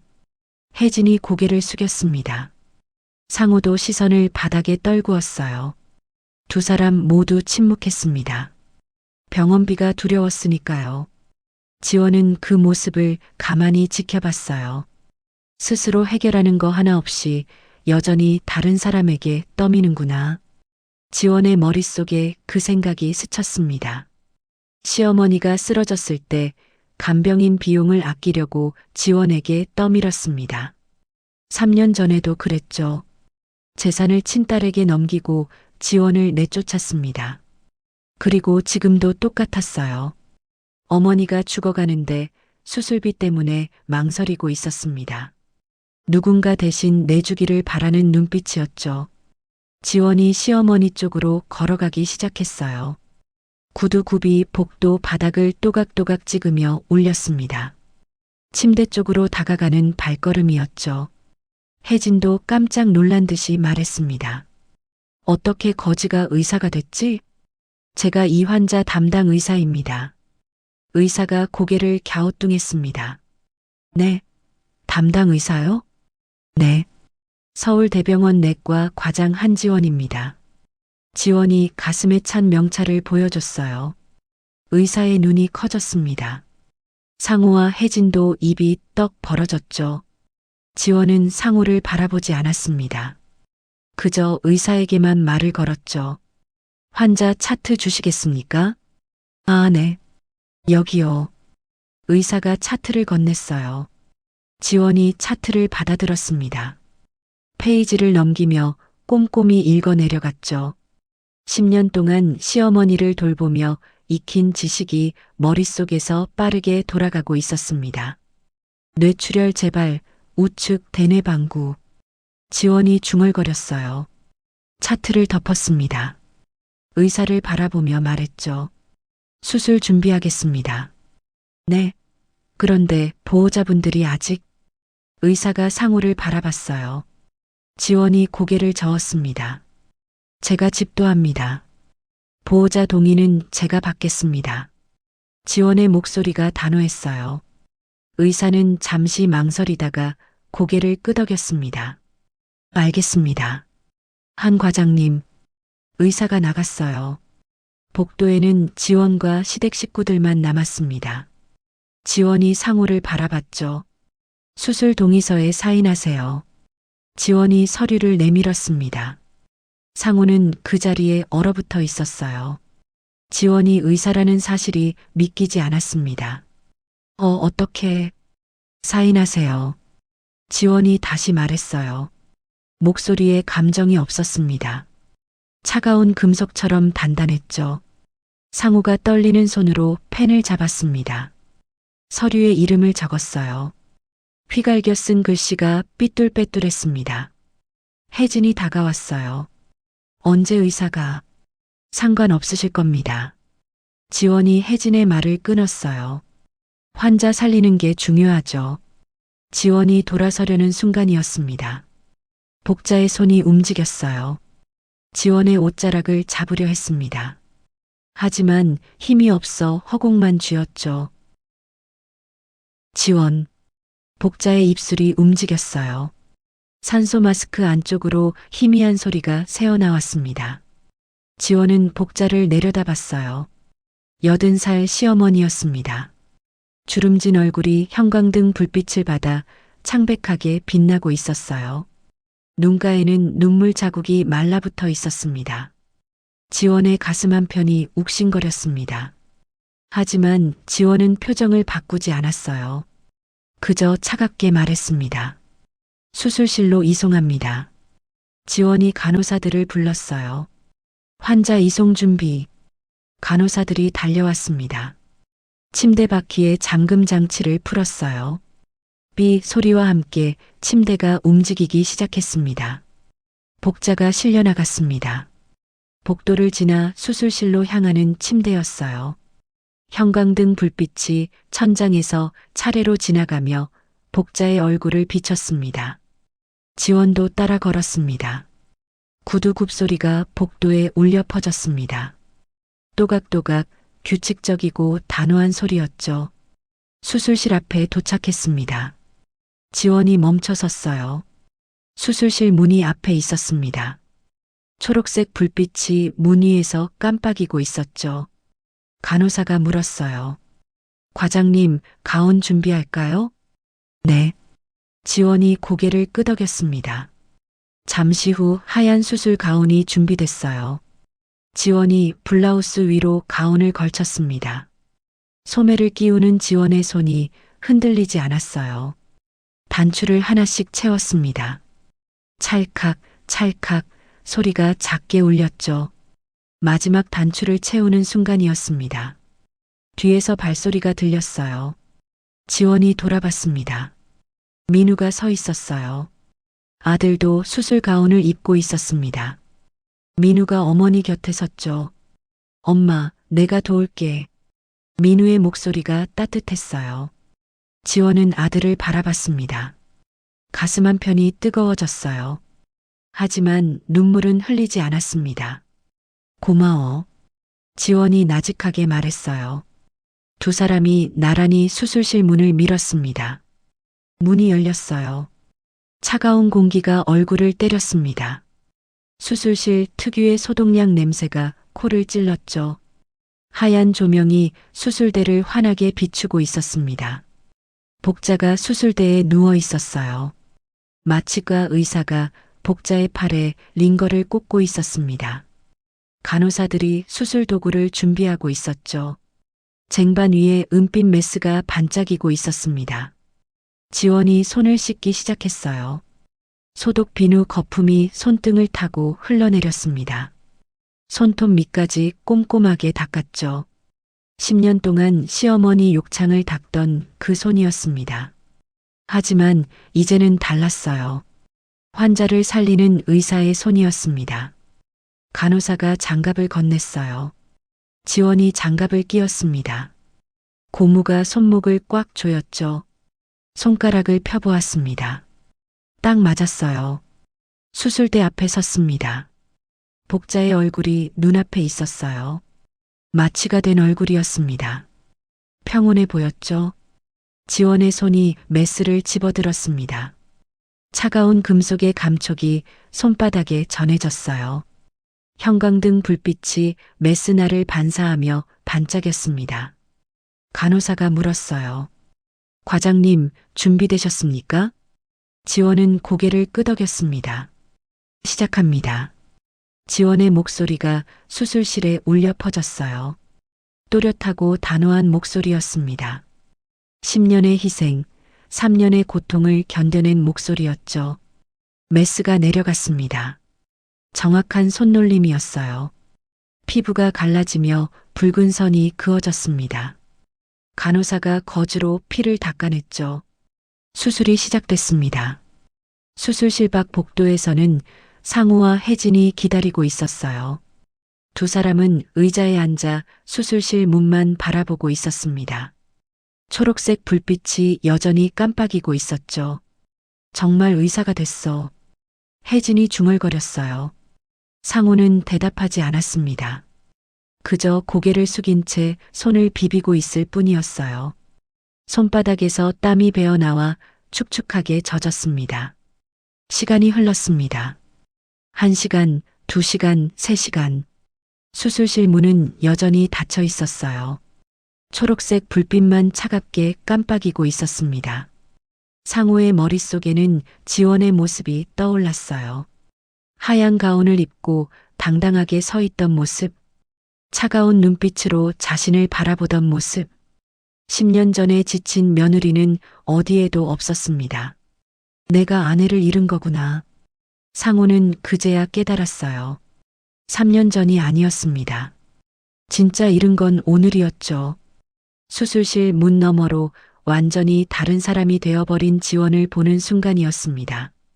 지열, 네. 흡인, 네. 간호사들이 지원의 지시에 따라 움직였습니다. 수술실은 완벽한 조화로 돌아가고 있었어요. 지원의 이마에서 땀방울이 흘러내렸습니다.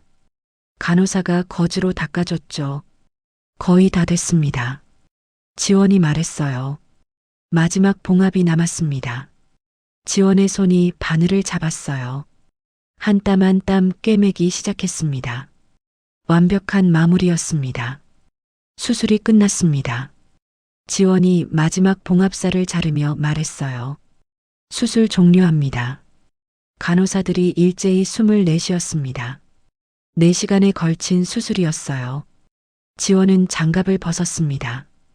땀에 젖은 손이 드러났죠. 손가락 마디가 뻐근했지만 지원은 개의치 않았습니다. 복자는 여전히 마취 상태였어요. 호흡기에서 쉬쉿 산소가 들어가는 소리만 울렸습니다. 복자의 얼굴이 평온해 보였죠. 민우가 어머니 옆으로 다가왔습니다. 엄마, 수고했어. 응. 지원이 고개를 끄덕였어요. 수술 가운을 벗으며 깊은 숨을 들이마셨습니다. 폐 속으로 차가운 공기가 깊이 파고들었죠. 의사로서 도리는 다 했어. 지원은 속으로 중얼거렸어요. 수술실 문을 열고 나갔습니다. 복도에는 상우와 혜진이 기다리고 있었어요. 두 사람이 벌떡 일어섰습니다. 어떻게 됐어요? 혜진이 다급하게 물었어요. 지원은 차트를 들여다보며 담담하게 말했습니다. 수술은 성공했습니다. 중환자실로 이송합니다. 그럼 살 수 있어요? 상호의 목소리가 떨렸어요. 지원이 고개를 들었습니다. 24시간이 고비입니다. 그 후에는 안정될 겁니다. 지원의 목소리가 차가웠어요. 감정이 전혀 섞이지 않은 의사의 목소리였습니다.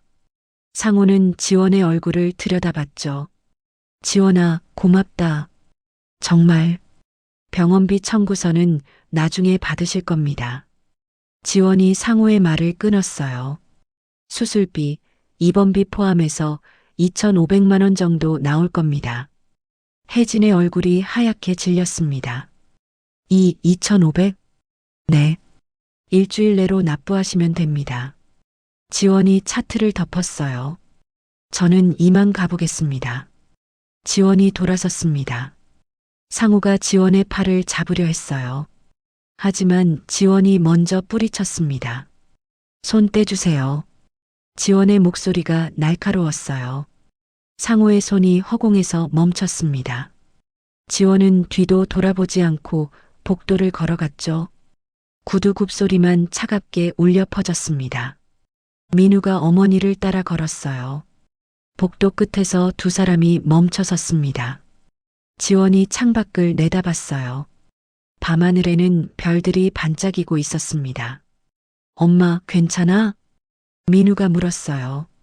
지원은 고개를 끄덕였습니다. 응, 괜찮아. 하지만 눈가가 붉어지고 있었어요. 지원은 창문에 이마를 기댔습니다. 차가운 유리가 이마를 식혀줬죠. 눈을 감았어요. 이제 정말 끝이야. 지원은 속으로 중얼거렸습니다. 10년의 희생도 3년의 고통도 오늘로 끝났습니다. 의사로서 마지막 도리를 다했으니까요. 다음 날 아침이었습니다. 지원은 병원 회진을 돌고 있었어요. 복자가 입원한 중환자실도 그 코스에 포함되어 있었습니다. 중환자실 문을 열고 들어갔어요. 복자가 침대에 누워 있었습니다. 의식이 돌아왔는지 눈을 뜨고 천장을 바라보고 있었죠. 지원이 침대 옆으로 다가갔습니다. 차트를 확인했어요. 혈압, 맥박, 체온 모두 안정적이었습니다. 환자 상태 양호합니다. 지원이 간호사에게 말했어요. 복자가 고개를 돌렸습니다. 지원과 눈이 마주쳤어요. 복자의 입술이 떨렸습니다. 지원. 복자의 목소리가 희미했어요. 지원은 대답하지 않았습니다.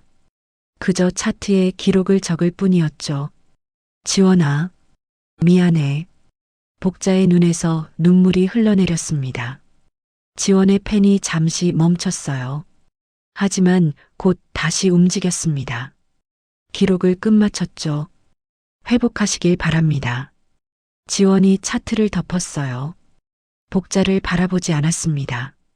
그저 침대 옆을 지나쳐 문으로 향했죠. 지원아, 복자가 외쳤어요. 하지만 지원은 멈추지 않았습니다. 문을 열고 나갔어요. 문이 닫히는 소리가 중환자실에 울려 퍼졌습니다. 복도를 걸으며 지원은 눈물을 닦았어요. 한 방울, 두 방울. 뺨을 타고 흘러내리는 눈물을 손등으로 훔쳤습니다. 이제 정말 남이야. 지원은 속으로 중얼거렸어요. 일주일 후였습니다. 복자는 일반 병실로 옮겨졌어요. 상우와 혜진이 교대로 병간호를 하고 있었습니다. 하지만 둘 다 서툴렀죠.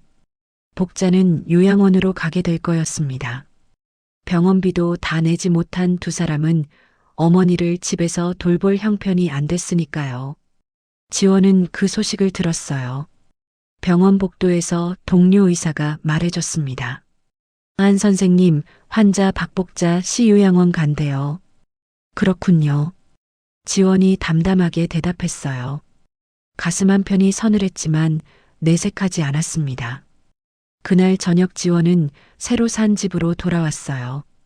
핸드폰이 울렸습니다. 민우였어요. 엄마, 할머니 요양원 간대. 응, 들었어. 엄마는 괜찮아? 민우의 목소리가 걱정스러웠어요. 지원은 미소를 지었습니다. 응, 괜찮아. 정말 괜찮아. 전화를 끊고 지원은 다시 창밖을 바라봤어요. 이제 정말 끝이었습니다. 10년의 굴레에서 벗어난 거였죠. 요양원 면회실이었습니다. 복자는 휠체어에 앉아 창밖을 바라보고 있었어요. 81살이 된 복자는 더 이상 지팡이를 짚고 걸을 수 없었습니다. 면회 시간이었지만 아무도 오지 않았습니다. 복도에서는 다른 환자들의 가족들이 웃으며 대화하는 소리가 들렸어요. 하지만 복자의 방문은 열리지 않았죠. 요양원 직원이 들어왔습니다. 박복자 씨, 저녁 식사 시간이에요. 복자는 고개를 끄덕였어요. 직원이 휠체어를 밀어 식당으로 향했습니다. 복자의 시선은 여전히 창밖을 향하고 있었죠. 가을 낙엽이 바람에 흩날리고 있었습니다. 그날 오후였습니다. 지원은 병원에서 마지막 회진을 마치고 있었어요. 환자 차트를 정리하는데 간호사가 다가왔습니다. 과장님, 요양원에서 전화 왔었어요. 박복자 환자분 관련해서요. 지원의 손이 잠시 멈췄어요. 뭐라고 했나요? 보호자 연락이 안 된다고 과장님께 연락했대요. 그래서 제가 담당 의사 변경됐다고 말씀드렸어요. 잘했어요. 지원이 차트를 덮었습니다. 의사로서 도리는 다 했습니다. 지원의 목소리가 차갑고 단호했어요. 간호사가 물러갔습니다. 지원은 창밖을 바라봤죠. 병원 정원의 단풍나무가 붉게 물들어 있었습니다. 이제 정말 끝이야. 지원은 속으로 중얼거렸어요. 1년이 흘렀습니다. 지원은 여전히 병원에서 일하고 있었어요. 55살이 된 지원은 내과 과장으로 자리를 잡았습니다. 환자들 사이에서 평판도 좋았죠. 어느 날 점심시간이었습니다. 지원이 병원 구내식당에서 식사를 하고 있을 때였어요. 핸드폰이 울렸습니다. 상호였죠. 지원은 잠시 망설이다가 전화를 받았습니다. 여보세요. 지원아, 나야. 상호의 목소리가 들렸어요. 1년 만이었습니다. 무슨 일이세요? 지원의 목소리가 차가웠어요. 그냥 소식 전하려고. 누나네 이혼했어. 지원은 포크를 내려놓았습니다. 그렇군요. 재산 다 날리고 서로 원망하다가 결국 갈라섰대. 현태 형부는 지방으로 내려갔고 상호의 목소리가 무거웠어요. 그리고 시우가 조카가 감옥 갔어. 감옥이요? 응. 술 먹고 사고 쳤대. 성범죄로 3년 선고받았어. 지원은 한숨을 쉬었습니다. 집안이 완전히 풍비박산 난 거였어요. 그래서요? 지원이 물었습니다. 그냥 내가 알아야 할 것 같아서. 상호의 목소리가 작아졌어요. 관심 없습니다. 지원이 단호하게 말했어요. 그리고 다시는 연락하지 마세요. 지원아, 전 이제 남입니다. 서류상으로도 마음으로도요. 지원이 전화를 끊었습니다. 핸드폰을 테이블에 내려놓으며 깊은 숨을 들이마셨어요. 가슴 한편이 후련했습니다. 식당 창밖으로 햇살이 쏟아지고 있었어요. 그날 오후였습니다. 지원은 복도에서 민우를 만났어요. 아들은 이제 인턴 가운을 입고 있었습니다. 28살이 된 민우는 어느새 의젓한 의사가 되어 있었죠. 엄마, 민우가 환하게 웃으며 다가왔습니다. 오늘 수술 참관 어땠어? 완벽했어. 엄마처럼 되고 싶어? 민우의 눈이 반짝였어요. 지원은 아들의 어깨를 토닥였습니다. 너는 이미 훌륭해. 두 사람이 나란히 복도를 걸어갔어요. 창밖으로 석양이 지고 있었습니다. 붉은 빛이 복도를 물들이고 있었죠. 엄마, 저녁 같이 먹을까? 그래. 지원이 미소를 지었습니다. 모자가 나란히 걷는 뒷모습이 복도 끝으로 사라졌어요. 지원의 하얀 가운 자락이 석양빛을 받아 은은하게 빛났습니다. 등이 곧게 펴져 있었죠. 당당한 걸음걸이였습니다. 10년을 잃었지만 다시 찾았습니다. 큰 며느리라는 굴레에서 벗어나 한지원이라는 이름으로 살아가고 있었어요. 병원 복도는 여전히 환자들로 분주했습니다. 그 속에서 지원은 자신의 자리를 찾았습니다. 배신당했던 며느리가 아니라 환자를 살리는 의사로서 말이에요. 복도 끝으로 사라지는 모자의 뒷모습. 저녁 노을이 창문을 통해 쏟아지며 두 사람의 그림자를 길게 늘어뜨렸습니다. 그림자는 복도 바닥에 나란히 드리워졌죠. 지원의 입가에는 잔잔한 미소가 번지고 있었습니다. 새로운 삶의 시작이었어요. 복도를 걸어가는 두 사람의 발소리가 점점 작아졌습니다. 그리고 마침내 복도 모퉁이를 돌아 사라졌죠. 햇살만이 복도에 남아 조용히 빛나고 있었습니다.